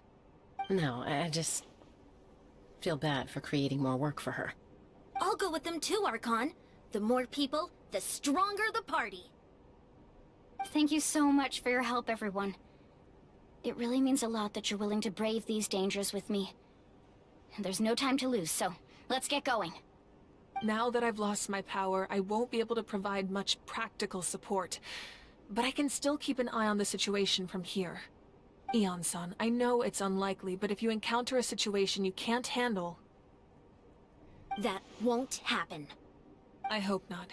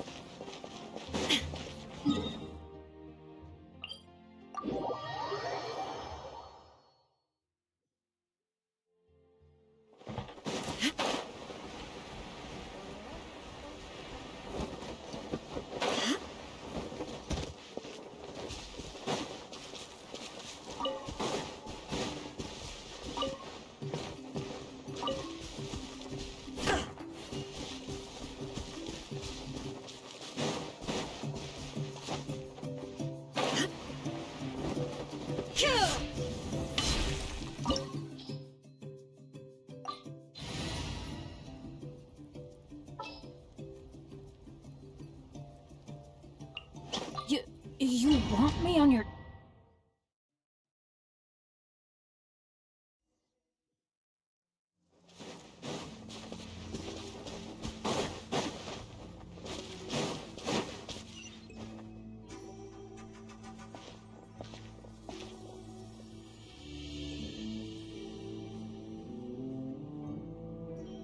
So we're underneath Natlan right now?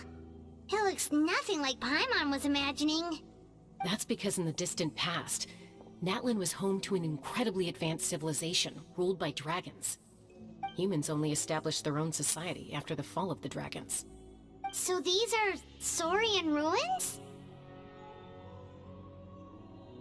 Wait, you mean like the elemental sovereigns?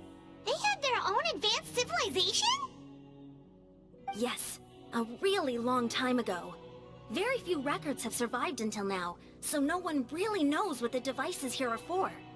These ruins have been abandoned for a long time, but with the recent increase in Abyss activity, the installations around here have somehow been activated again. So what you're saying is, we're not in for an easy trip to the Night Kingdom. No. It's going to be obstacle after obstacle from here on out.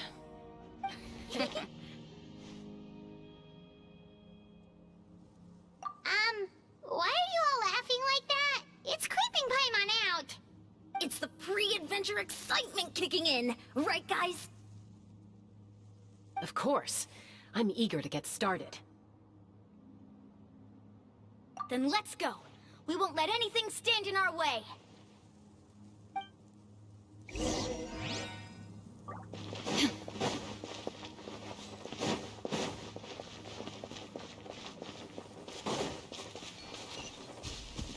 Seems like the road ends here. How should we get across? As a professional trainer, I think you could stand to build up your endurance, Paimon. Professional trainer? Paimon thought you were a warrior from the Collective of Planning. Well, that goes without saying. But I actually work as a sports coach. I provide professional guidance for many of Natlan's popular sports. And I don't just mean physical training. I design nutrition plans as well. Ah, so basically no sugar, no soft drinks, no grilled meat. Yeah, we'll be here all day if you list them out one by one. It's much faster to just focus on what's good for you. Such as? Vegetable juice. Want some? You know, Ian-san, Paimon feels like the two of us might not see eye to eye. Those guys look familiar. We've fought them before. Let's go. Show no mercy.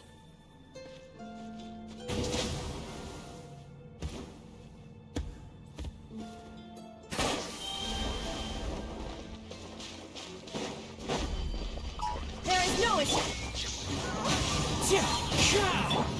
Teamwork is strict. No turning back. Torn to oblivion.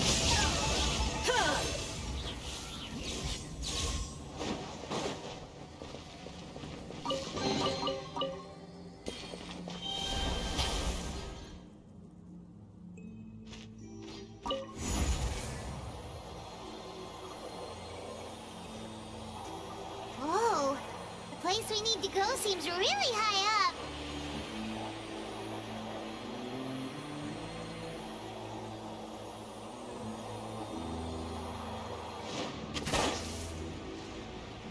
Illusion shattered. Into the wind.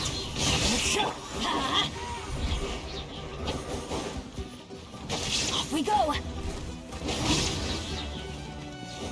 I'm going in. Clouds high. The birds call. Now you shall perish.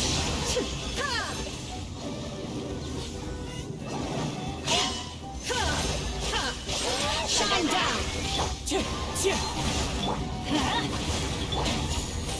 Storm the front.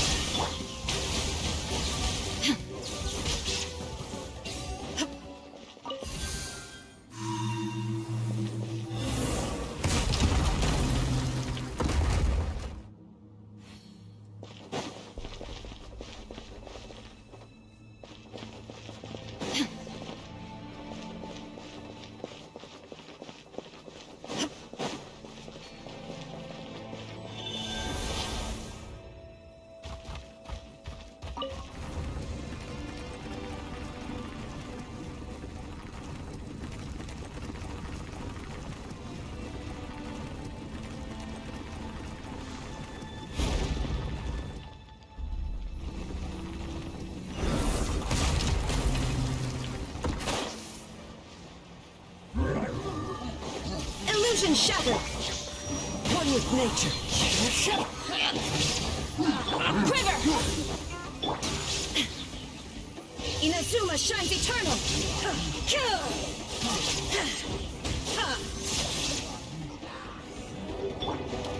Wind strike. Teamwork is dreamwork. Flash! No turning back.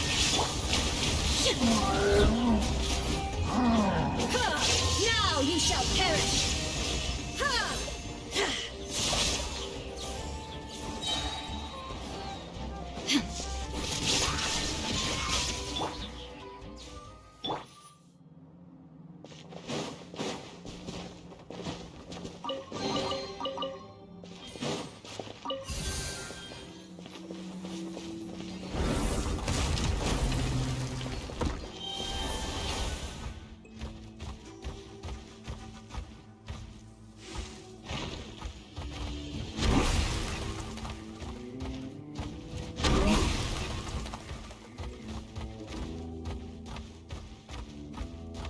This is the final stretch. We just need to climb up, and we'll be there. Nothing to it. Easy for you to say.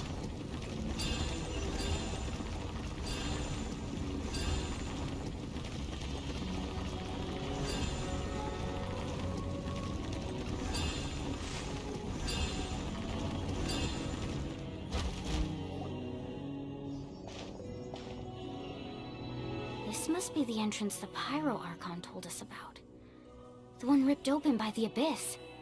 Yes. There's something in the depths of this place that feels familiar, yet also foreign. We actually have to go in there? Okay, Paimon just needs to psych herself up. Don't push her through before she's ready. Hey!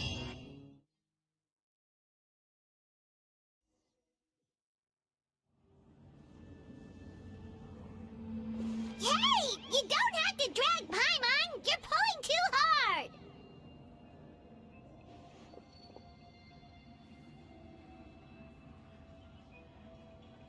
Looks like we made it. This is the Night Kingdom.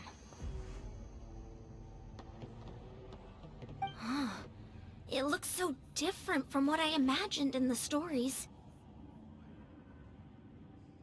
That overflow of energy is probably what trapped Kachina here in the first place. From this point forward, everything we know about the real world no longer applies. Anything can happen here. Paimon's more worried about how we're gonna make it out. We obviously can't go back the way we came. Do you see that patch of light on the ground? It's shining down from that fissure in the sky. Oh yeah, right in front of us. So that's coming from up there? Oh, it's so high up. Did we really fall that far down? Just like I said, our real-world knowledge doesn't apply here. We fell all this way, yet came out completely unscathed. If this was the real world, we'd have to climb our way back up to the entrance. But here, all we have to do is stand underneath the light and offer a prayer. That's it?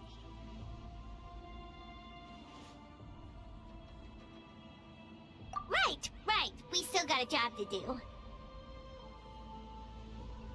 So that means all we need to do is find Kachina and bring her to this location. Exactly. This light is streaming in from the real world. It's a link between the two realms. The terrain looks difficult to navigate, and the visibility's not great either. How are we supposed to find Kachina in these conditions? Yeah, these floating black things don't look super friendly either. Those are all manifestations of abyssal power. Be careful. Ghost! A talking ghost! Calm down, I'm here to help. You're the ones who helped Vichama, right? Yes, I'm Vichama's friend, Malko. I was completely lost to this realm until I sensed a mysterious power calling out to me. It's like it was seeking me out, attempting to reassemble the pieces of who I used to be. Of course, it could only do so much. I'm sorry I can only appear before you in this imperfect form. No, we should be the ones apologizing. If the Spirit Speaker's stone hadn't become corrupted by the Abyss, we could have done much more. But we had to destroy it. Otherwise, Vichama and his tribe would have been in danger. Of course. Thank you for protecting him. I never imagined that, even after all these years, he'd still take such a risk for me. Under the power of the stone, it felt like our souls were connected. Turns out even our regrets were exactly the same. Whether in triumph or death, you want your best friend by your side. Exactly.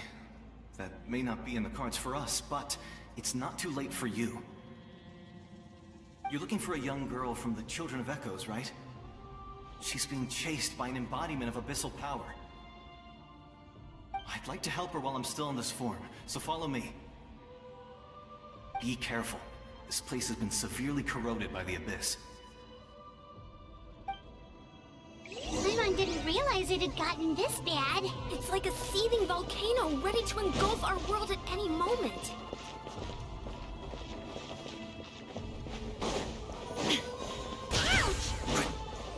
Stick close to me. My power will be able to ward off attacks for the time being.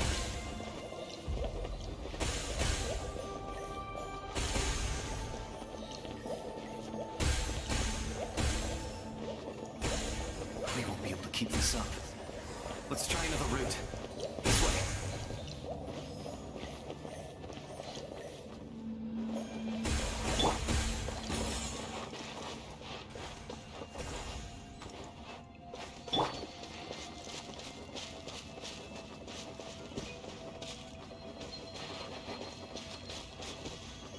Not good.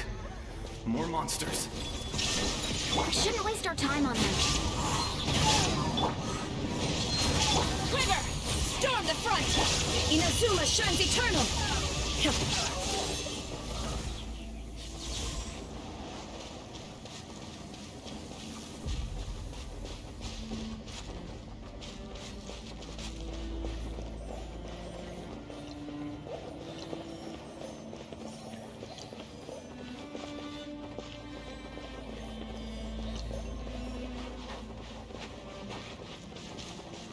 Oh, Paimon can't see anything! It's easy to get lost here. Just stick close.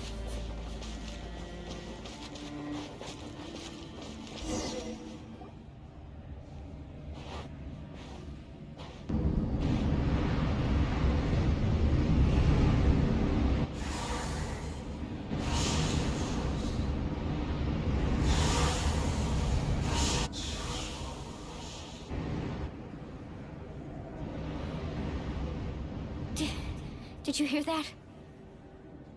What? Never mind. It was probably just my imagination. Don't scare Paimon like that! I heard it too. It was a voice from the Abyss. What did it say? Doesn't matter. It certainly doesn't harbor good intentions.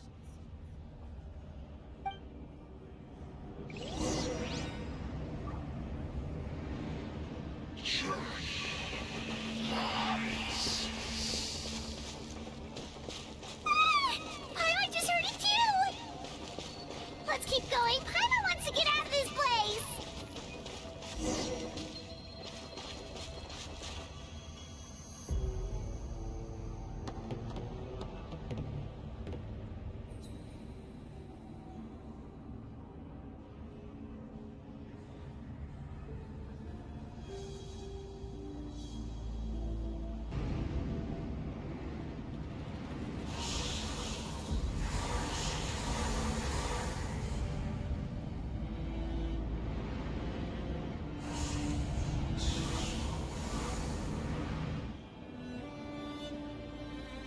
We're here, Kachina! Oh, honey? You made it! Looks like our reunion will have to wait until we take care of these monsters. Good idea. Let's go!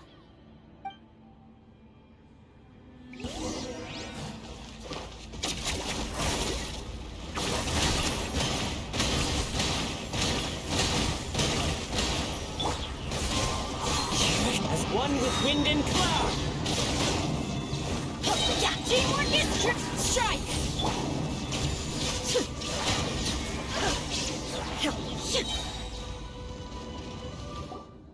You're here!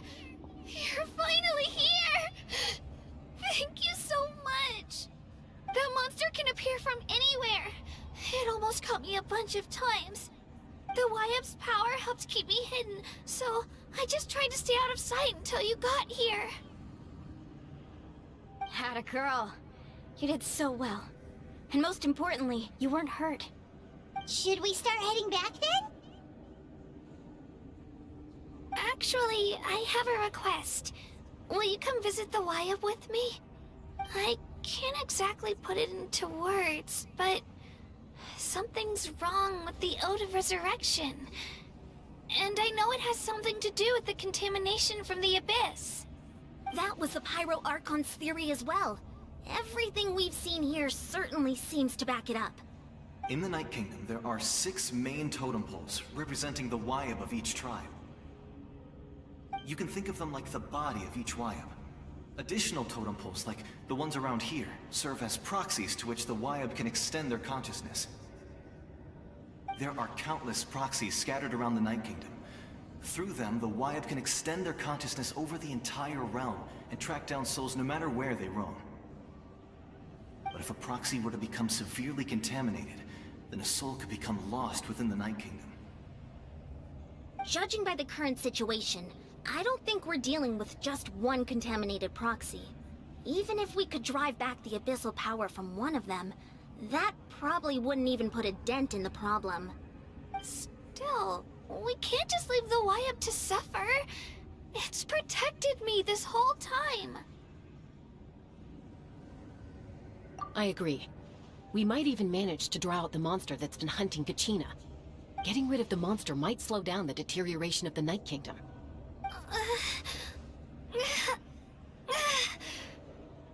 Kachina?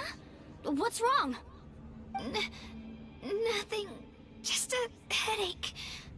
And that voice again, telling me to abandon the Wyatt and leave this place. Maybe we really should leave. Kachina's already been here for too long.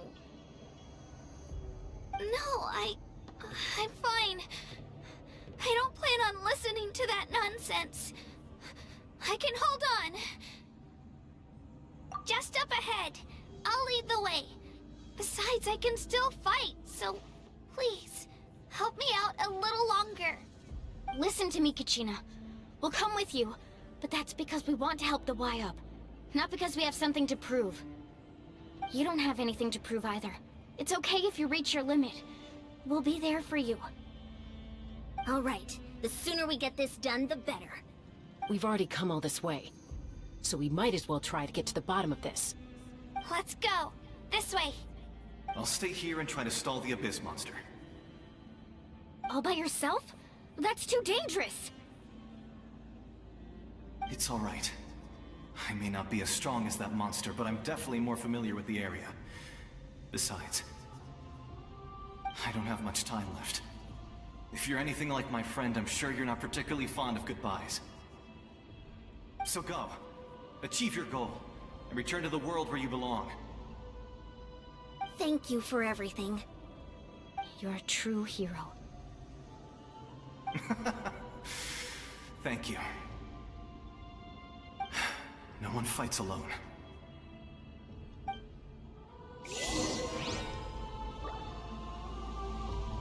Does your head still hurt? Let me help you walk.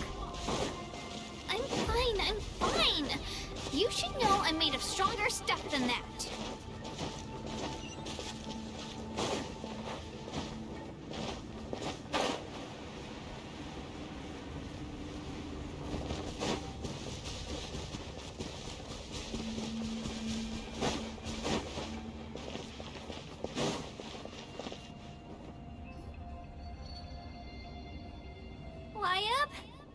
Wyatt! I'm back! My friends and I are here to heal you. Wyatt!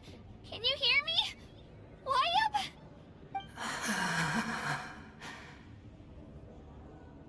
So we were right. The contamination is already too severe. It's preventing the Wyatt from answering our calls. Alright, get ready everyone. Time to purge the abyssal energy from this place. Careful. We've got company. Already? You really think that puny soul could slow me down? Courage in the face of futility is pure folly. He tried to get in my way, so I disposed of him. You You killed Malco? He would have dispersed with or without me. Rather than worrying about him, I would urge you to focus on yourself. You may have defeated others of my kind in the past, but underestimate me now, and it will be to your peril. No, the power of the Abyss is intoxicating. The destruction it seeks captivates like a masterful work of art. I strive only for the opportunity to see it up close. I thought this naive little girl was an exception, but it turns out humanity is full of lambs willing to offer themselves up to the slaughter. That is the tragedy of your short lives. You understand nothing of all-encompassing power. Ancient names, pride, friendship, all empty ideas invented to give you a false sense of self-worth. They possess no power at all. The Pyro Archon created those grandiose ideals out of pure selfishness. Anything to avoid sharing power. Anything to avoid handing over the primordial gift to ordinary people like you. Don't believe me? Then ask yourself, why is the Pyro Archon strong beyond measure, while you, Kachina, remain so pathetically weak?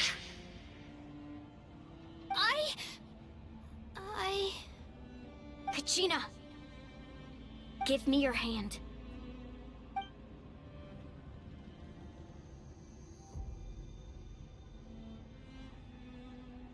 Feel that? I'm right here next to you. Thanks, Moalani. You're right. I have nothing to fear. Because I'm not alone anymore. You're right.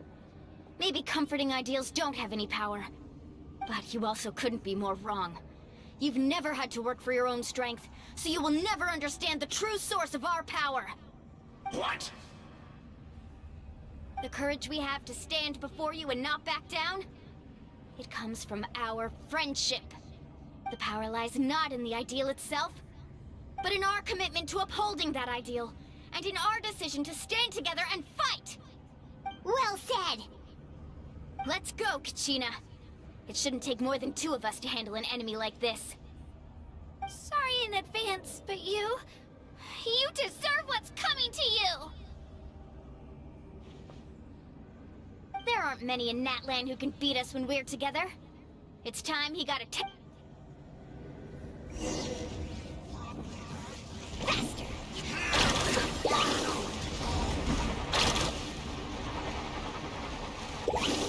Right here!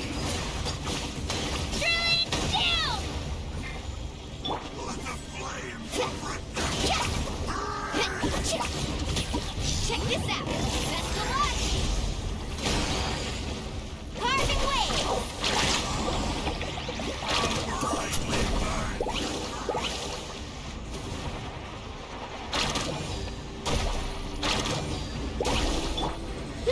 Shockwave!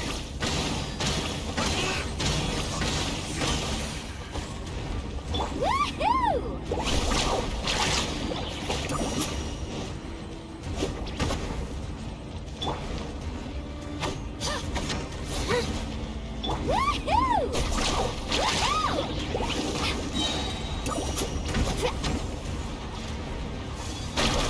New surfboard?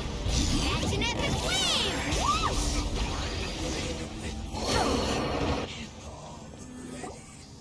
We won! We actually won! That's what he gets for underestimating you two. Fantastic work, Kachina! Absolutely fantastic! This makes me so unbelievably happy.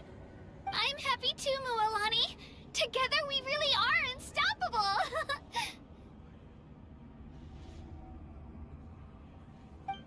Huh?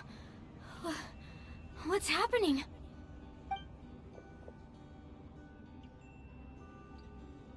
My ancient name is glowing? But I thought I didn't bring it with me!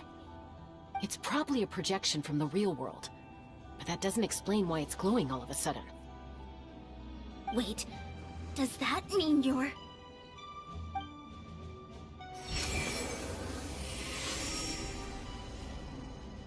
That was a bold move, diving headfirst into the fire to save your friend, especially in a place so overrun with abyssal corruption. Still, seeing you pull it off was really something. Everything you said was exactly right. As isolated individuals, we stand no chance against the power of the Abyss. It took years' worth of scars and lots of unnecessary suffering for me to understand that for myself.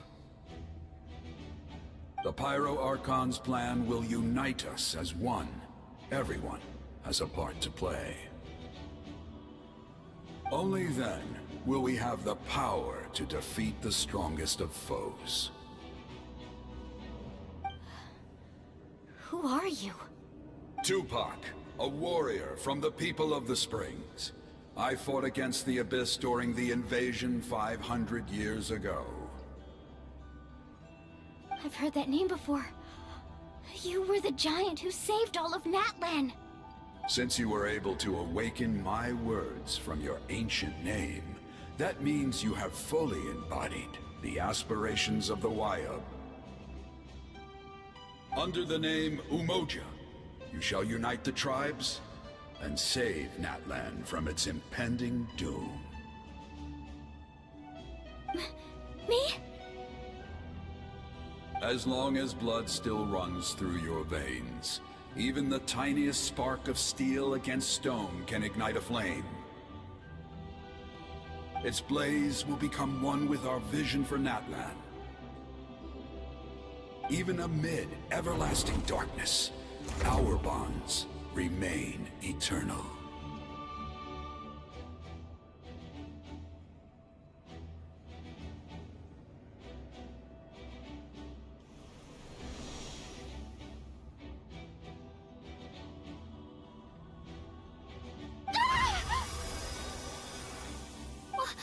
What's wrong, Malani?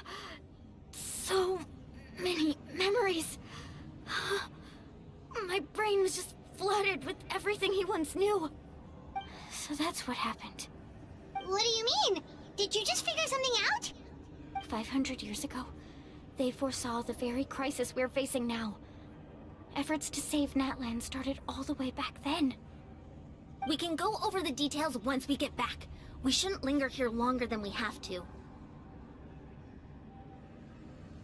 I know bits and pieces, but I had no idea Mualani was also part of the plan.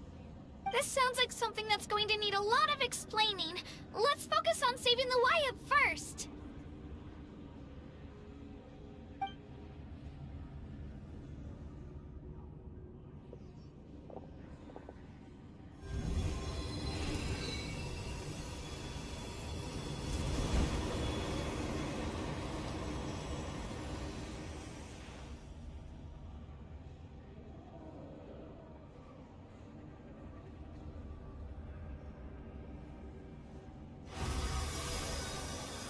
Okay, that should be enough.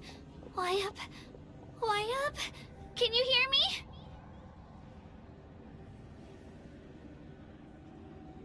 I hear your voice, Kachina, my dear child. Great. Well then, I'm afraid it's time to say goodbye. I just wanted to make sure you were okay before we leave, but we can't afford to stay here any longer. I was going to ask why you bestowed an ancient name upon someone like me, but it's okay. I'll keep searching within myself for the answer. I'll never stop trying to improve my strength.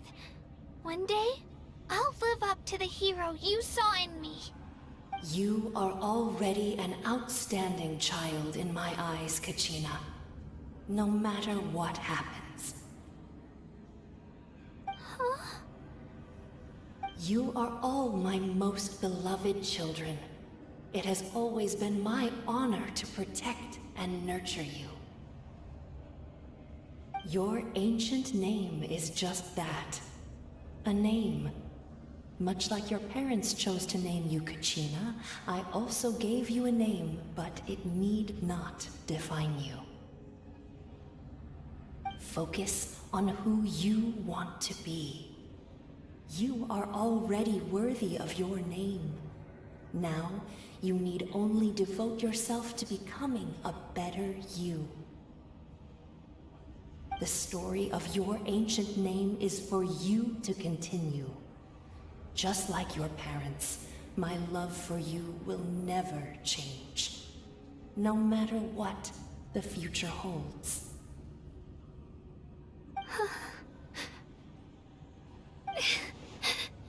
Thank you, Wyatt. It gladdens me to see the Pyro Archon's plan move another step towards completion. But it is time for you to leave this place. The situation here is getting worse. Go now, my children. Save Natlan on behalf of all you hold dear. I know we've never met before, Wyatt, but I just wanted to say thank you for encouraging Kachina. It was exactly what she needed to hear. Whoa! What's going on? An earthquake? We're out of time.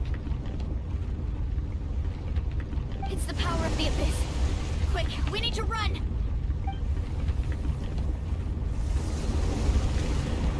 It's a Seelie! The Seelie opened the way for us!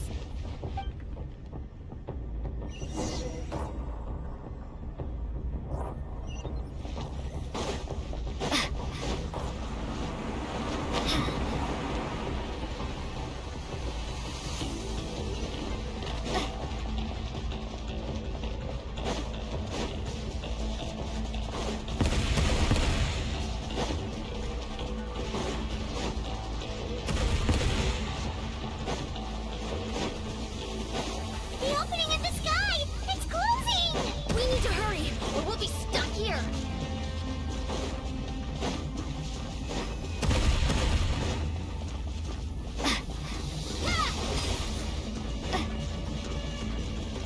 Watch out for the falling rocks! Quick, through the middle!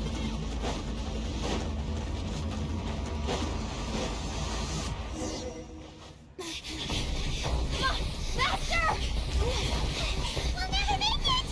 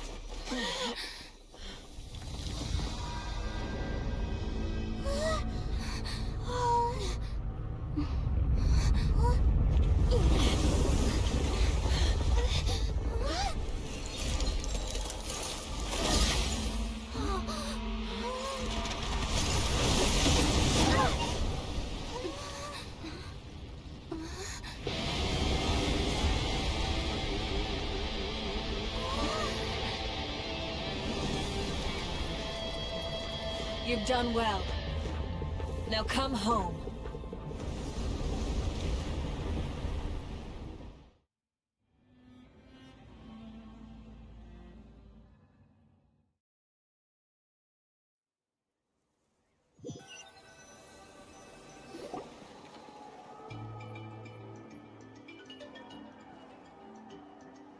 We're back! The Pyro Archon saved us. But she's not here. Yeah, didn't she say she used it all up? She's still in the Speaker's Chamber. What we saw in the Night Kingdom was just her consciousness. So you're saying her consciousness did all that? Every great display of power comes at a price.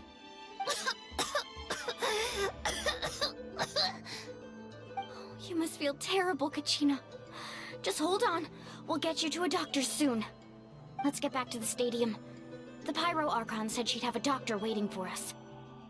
I recommend getting a full checkup, just to make sure no damage gets left behind. Paimon feels okay.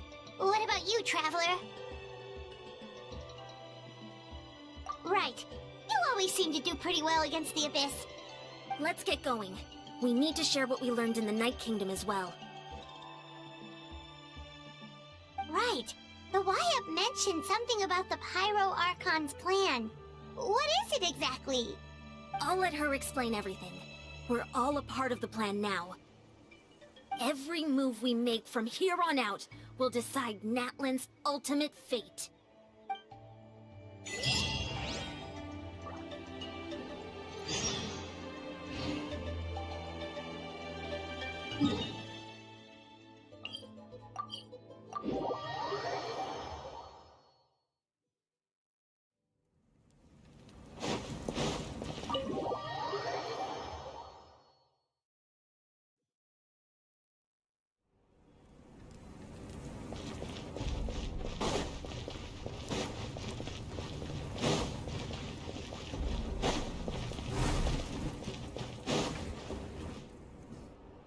Huh. There's a lot less stuff here than before. It's good to see you all here in one piece. I know you must have a lot of questions, but let Koichi check you over first. It's best not to let any lingering effects of the Abyss go untreated. Thank goodness you made it back. I came here as soon as the Pyro Archon told me about your plan. Take a seat, everybody. I'll examine you one by one.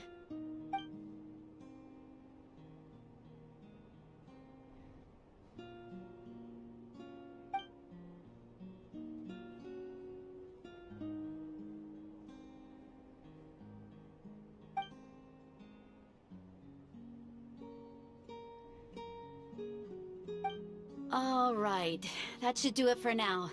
But just to be safe, I'll perform another checkup in a couple of days. I have to say, though, I've never seen anyone react to the Abyss like you, Traveler. It's like you're completely immune to its power. She's always been special like that. She can even purify its power. Wait, now that you mention it, Paimon doesn't think she's affected either. Given the current situation, that ability will likely play a great role in the events to come. Of course. I still have patients to see, so I'll head out. Thank you, Koichi. All right, all right. We might not see eye to eye, but we both had good intentions. Just give it time. I'm sure we'll figure things out between us one day. Yeah.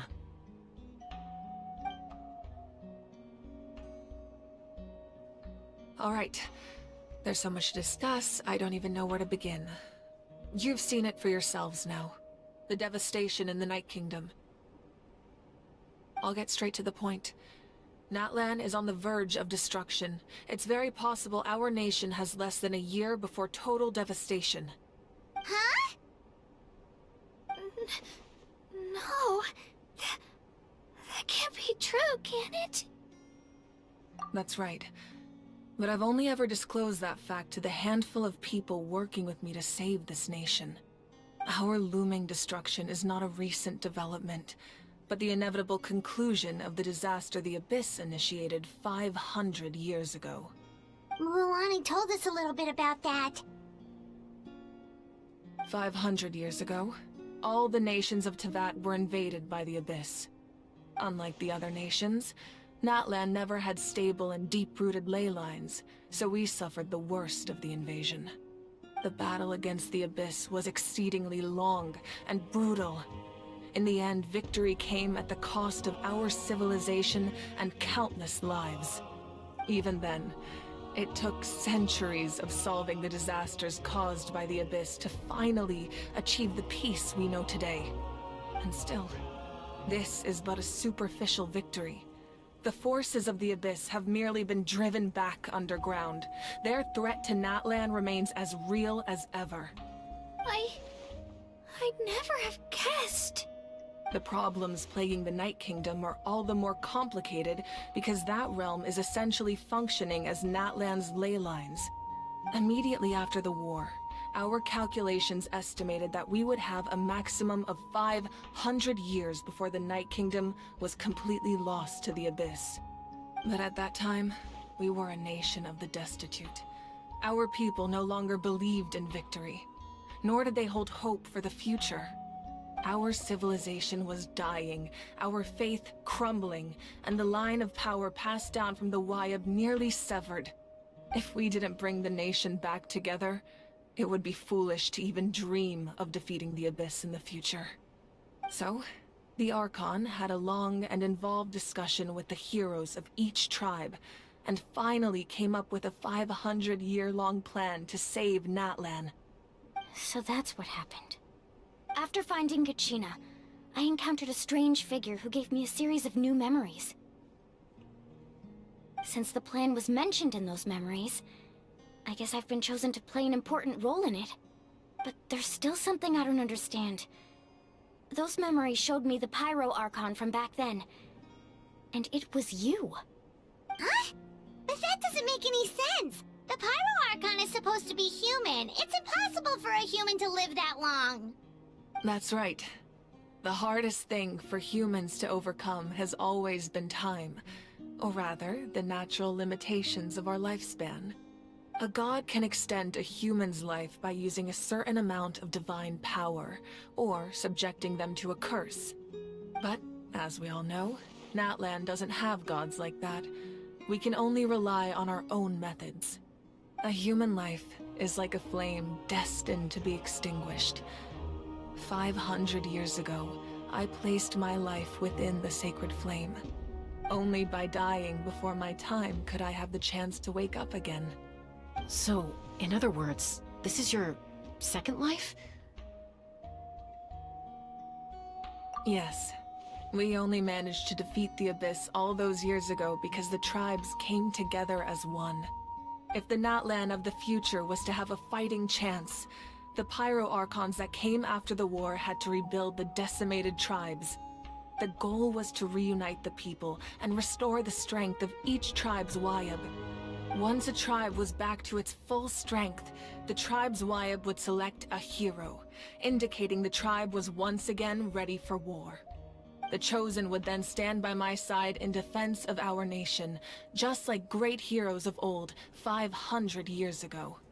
So that means I'm one of the Chosen? That's right. You bear the ancient name Umoja, the same one held by the hero from your tribe 500 years ago. It means unity.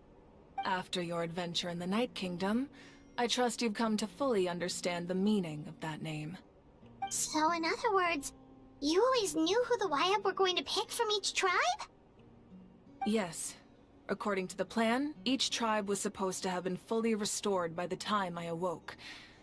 But something went wrong along the way. The 6 heroes successfully inherited the ancient names from 500 years ago, but the intel regarding the plan wasn't passed on to them. Once again, it comes down to the deterioration of the Night Kingdom. Communication between the Sacred Flame and the Wayab has been blocked. Just like how the Ode of Resurrection failed to bring Kachina back. Exactly. It's just another tactic the Abyss is using against us. The Abyss may not possess intelligence, but its methods certainly aren't easy to counter. If we want to unblock that information from being passed on, my presence alone isn't enough. The ancient name-bearer must establish a greater connection to their name. So, I've tried my best to help them from the sidelines. Currently, Shalonin of the Children of Echoes, Kinich of the Scions of the Canopy, and Iansan of the Collective of Plenty have all been acknowledged by their names. During your adventure, you too earned the acknowledgement of your Wayab, Mualani. In the process, you gained the memories stored within your name.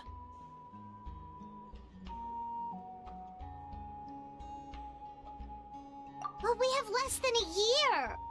Yes, but we have no choice. We cannot start the plan until all the heroes have been gathered. That's also why I haven't been able to take action despite the urgency of the situation. But if you knew this whole time, why didn't you just tell me about my role in all this? Wouldn't that make everything go a lot faster? Perhaps, but the opposite could also be true. Knowing your destiny too early could mean failing to realize your full potential. Just like your determination to save Kachina, I hope your commitment to this endeavor comes from your own strength of will, rather than a sense of obligation. So I suppose you're not going to tell us who the final two heroes are then? That's right. Their time is yet to come. Putting pressure on them beforehand will only hinder their development. I can only trust in the judgment of the Wyab. I have never believed I could solve this crisis alone. In fact, it was precisely because I chose to trust and rely on others that we managed to get this far. Natlan's salvation lies not in its Archon or any singular individual, but in us all. You're quite perceptive, aren't you? I thought I might get away with avoiding the topic. Huh? Oh, right! All the stuff you stored here before, where did it all go? Even though I sacrificed my power, I still needed a contingency plan to ensure you would make it back from the Night Kingdom. After all, I was the one who allowed you to take that risk, and Mualani has an important role to play in my plan. In addition to their sentimental value, the items I stored here held a much more important purpose: fuel. Fuel? So back then, that's why you... Yes. The stories embodied by those items are certainly important, but there's an even more significant trait they all share. Every item belonged to a hero of Natlan. Over time, they became imbued with a certain amount of contending fire from being carried in battle. On their own, each item's power is limited, but together, their combined effect can prove quite useful in a dire situation. By burning those items, I was able to activate the contending fire stored within them to open the boundary between the two worlds. It was a rather crude approach, so all their power was depleted in an instant, as you can see. But weren't they all precious treasures? What about their stories? That's exactly why I dragged you all here. No matter what, I never wanted the Pyro Archon to have to use that power. Oh, I'm so sorry. You have nothing to be sorry for. You all deserve my thanks, actually. If you hadn't saved the totem pole, that area of the Night Kingdom would have been forever lost to the Abyss. And then, it would only be a matter of time before the Children of Echoes was met with disaster.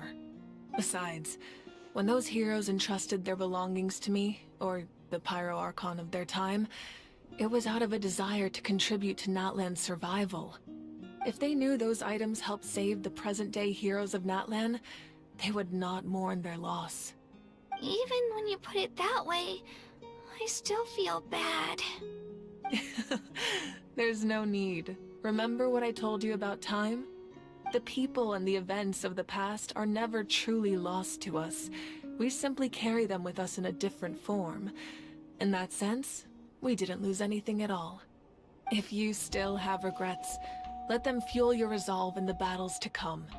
Your deeds will become new legends and nurture new forms of power just like the items once stored here. Well, we'd still like to return the favor. Well, if that's the case, just treat me to a drink sometime. Now that Kachina has returned, we can finally hold the victory feast and celebrate your team's triumph in the Night Warden Wars. And we could all use the rest, that's for sure. Plus, you'll be able to silence everyone who doubted you once and for all, Kachina.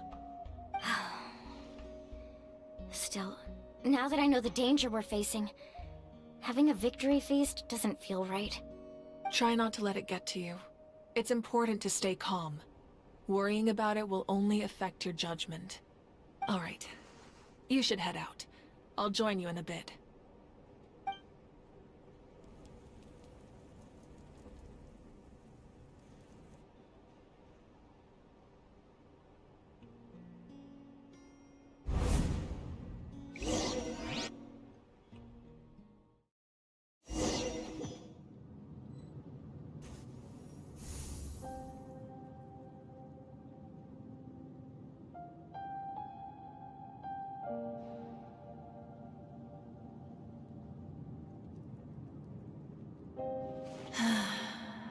When I was young, I used to sit by the hot springs and listen to the stories of warriors from all over Natlan. They attract people from all walks of life. Friends come easy here, no matter what tribe you're from. The people of the springs have never claimed the hot springs as their own private property. They are there to bring all hot spring buddies together. It's been really nice, seeing the children of my tribe get older. It's helped me gradually understand the true value of the springs. I've witnessed their energy, their determination, their absolute passion for life. Even when they cause trouble, I never managed to hold on to my anger for long. It's unbelievable how quickly they worm their way back into my good graces. I'm certain Mualani will become a great warrior when she grows up. She possesses infinite potential. I can see it. One day, when I'm no longer in fighting form, I'll come here and tell stories to all the children, just like those warriors did for me. So, you better get busy, Pyro Archon, or I'll end up running out of stories.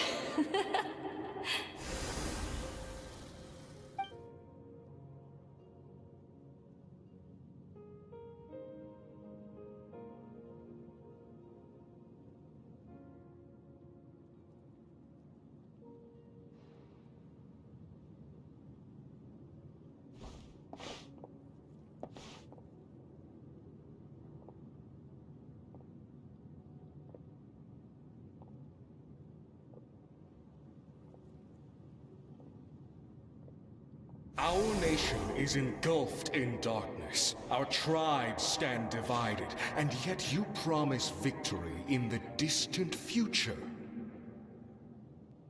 The Abyss is a cunning enemy, one that I faced in battle many times. Were that not the case, I would never understand exercising this degree of caution. My rage will never know absolution. Then my power will no longer aid you in victory. But you came to me because you knew you could convince me with just a single sentence. I understand your choice. The heroes of today will forge the path ahead with blood and fire. Just remember to earn us the victory we are owed. Otherwise, rest assured, I'll find a way to collect the debt. For Natlan.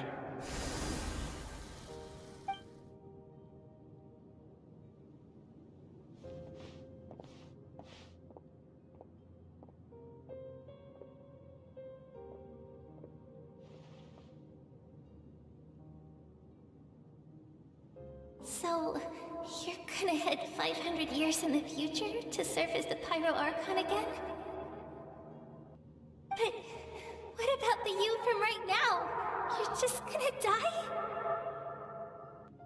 You can't ask her those questions and expect her to answer, my dear. The decision is hers to make, and she deserves our support. We will do everything we can to rebuild the tribes. Don't you worry. Even across time, we will all do our part to fight for Natlan's future. Yeah, Mom's right. We'll always believe in you, sis. Oh, seriously though, Dad should be here. Where is he? I imagine he didn't know what to say, so he chose not to come at all. Don't take it to heart, my dear. That's just who he is. Just remember, no matter what happens in the future, we will always love you.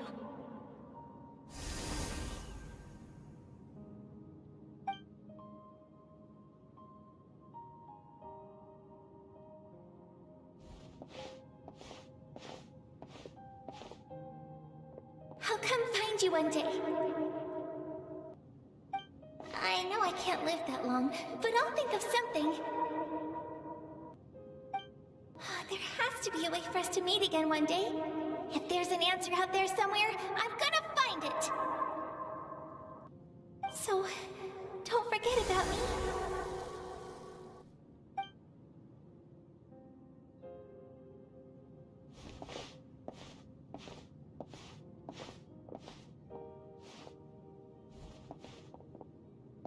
If that's your decision, then you have my full support, Archon. May our children live to see such a lovely son. For Natlan! No one fights alone.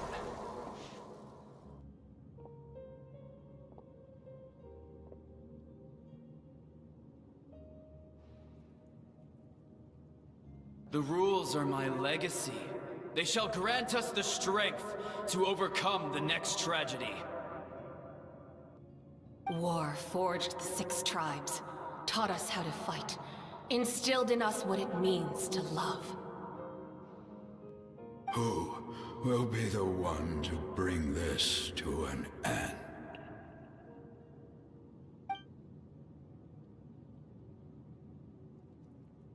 We are the inheritors of memory and legend. Those who grew alongside sun and wind. Those who forged our own destiny and future. That is Natlan's fire. The lifeblood of our nation.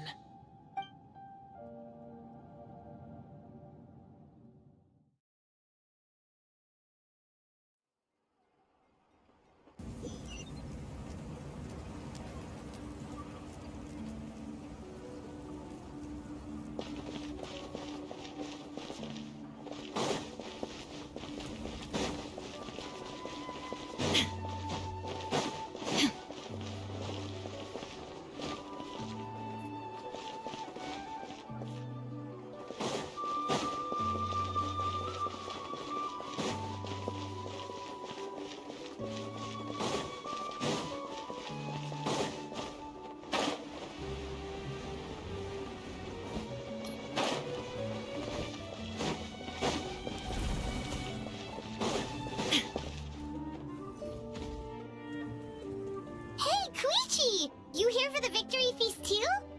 Oh, no. I knew Chaska would be here, so I just came to deliver some medicine. I was about to leave, actually.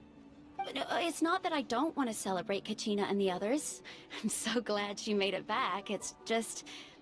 well, I'll make things awkward if I'm around my sister right now. Ah, well, you two had a fight, so Paimon can understand. She didn't cause any trouble during your trip, right? Yeah, she was super helpful. She gave us a lot of useful information about the Abyss. That's good. That's all I needed to know. Is there a reason you asked? You were pretty outspoken when we first met, but now it's like you're holding something back. Maybe it seemed unreasonable, picking that fight with her before you left, but I did it for a reason. Her impulse to fight is extremely strong. Her mental strength helps her rein it in, but she still loses control sometimes. I had no idea what you might face in the Night Kingdom, so I didn't want to take any chances.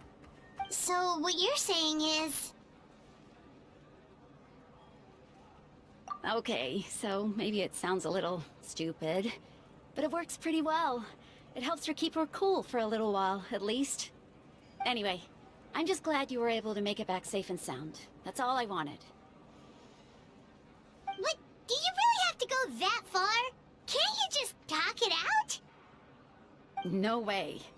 Chaska never opens up about her own pain, especially to her family. She can't learn about this, or it'll be even harder to help her. I appreciate the understanding, and don't worry. I'll find a way to help her ease this burden. Anyway, I need to get going. Enjoy the celebration. Oh, and if you ever need a doctor, you know who to find. Huh. Who would have thought there was a deeper reason behind their arguing? In the end, it's all the Abyss's fault. Paimon's had enough of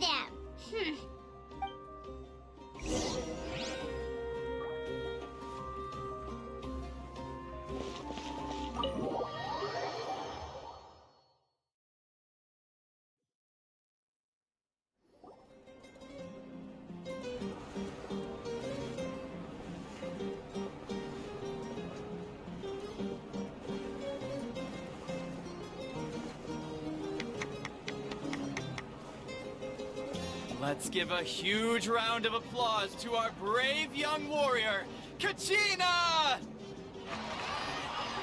Woohoo! Well done, Kachina. Thank you, everyone. I'm so glad I finally made it. I always knew you could do it. With so much potential at your age, you have a great future ahead of you. You're one to talk. Don't think I didn't know you were the first person to abandon your team. I'll be dealing with you when we get back. I had no choice. My friend invited me. I couldn't just say no. Oh, really? So you weren't just trying to get ahead in the first round? I wasn't, I swear. I just happened to find that bearer injured in the wild, so I stopped to bandage his wounds.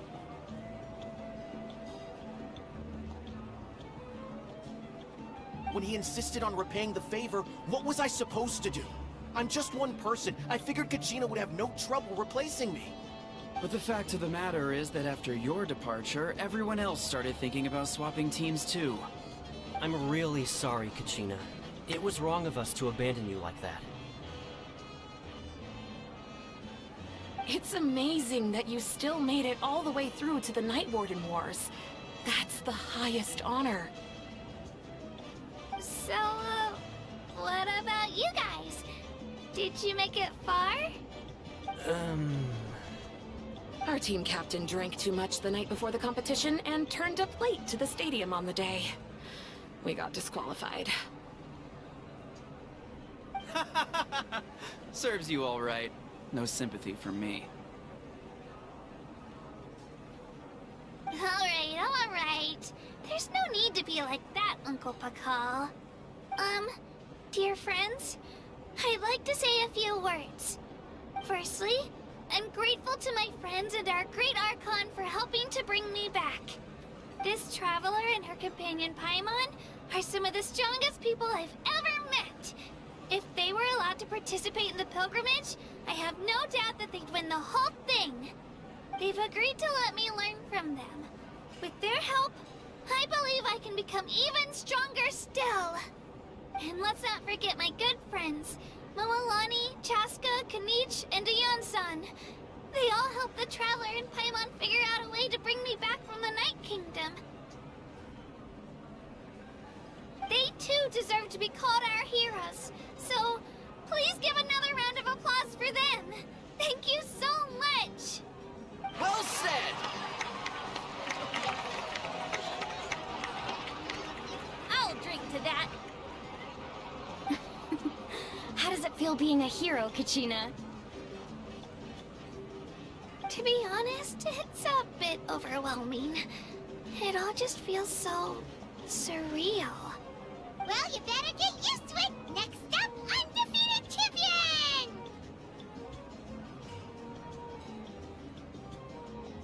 Hey, please don't make fun of me.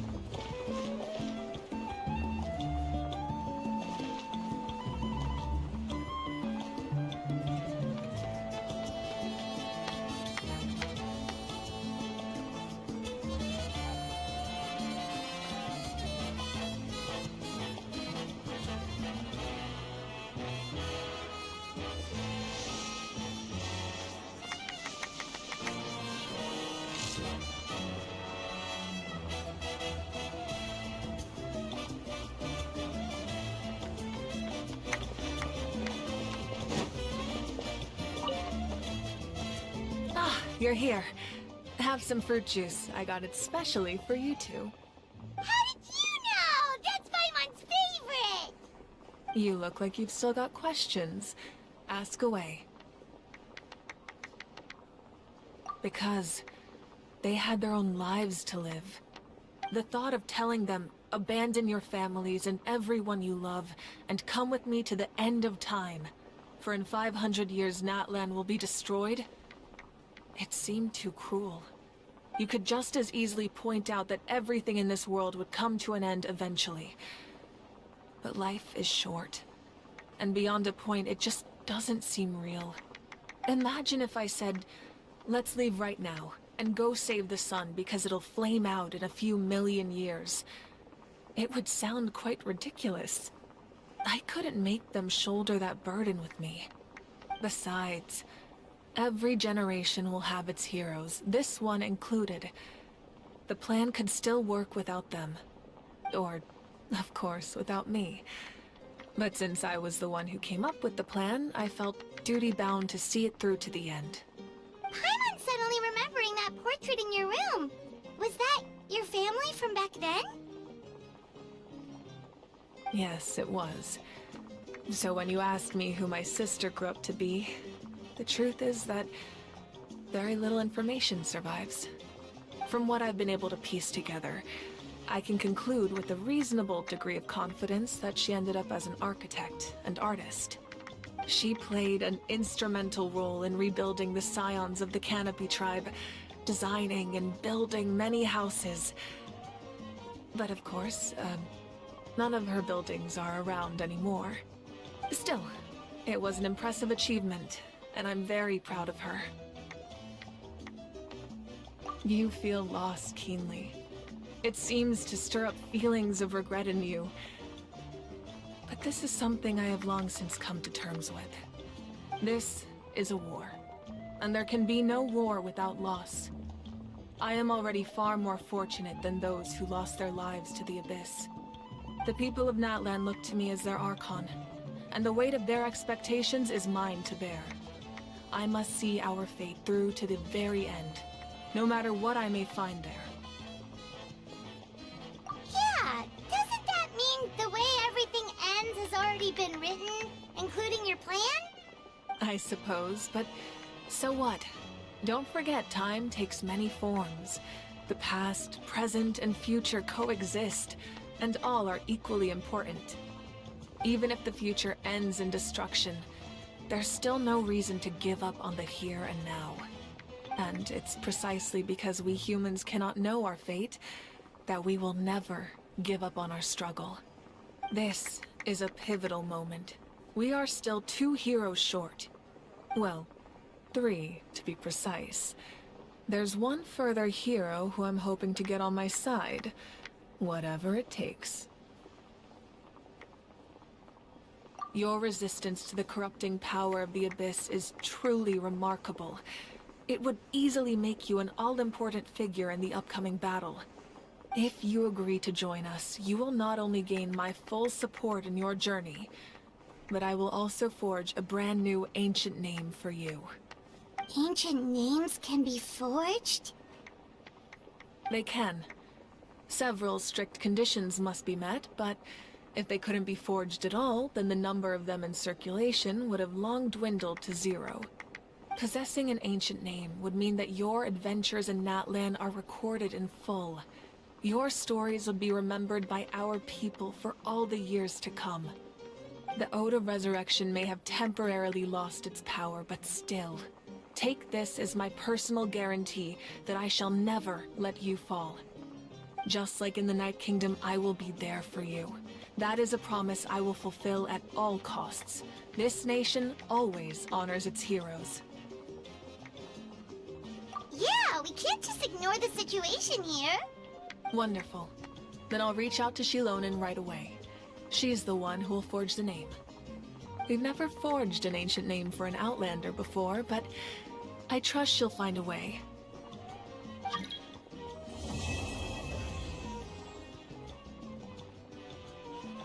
My lord, we've received word that the Pyro Archon has lost much of her power. Although your injury complicates things, this is most certainly the opportune time to seize the Gnosis. Victory and defeat are rules, not outcomes. I have never taken advantage of an opponent in a time of weakness, and I don't intend to start now. As for you, I must confess, I did not expect that little trick of yours to save the day. No matter how dense the fog, as long as the sun remains, we cannot turn day into night.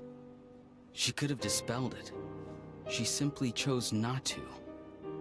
You don't have much time, and you're injured on top of that. What do you plan to do next? I'm beginning to see just how useful you may turn out to be. You heard something from here, didn't you?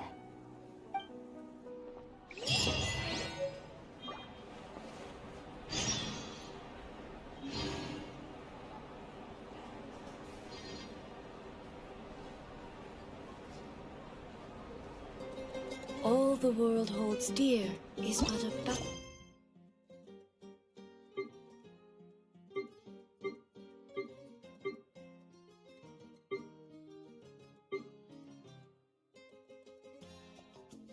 drop of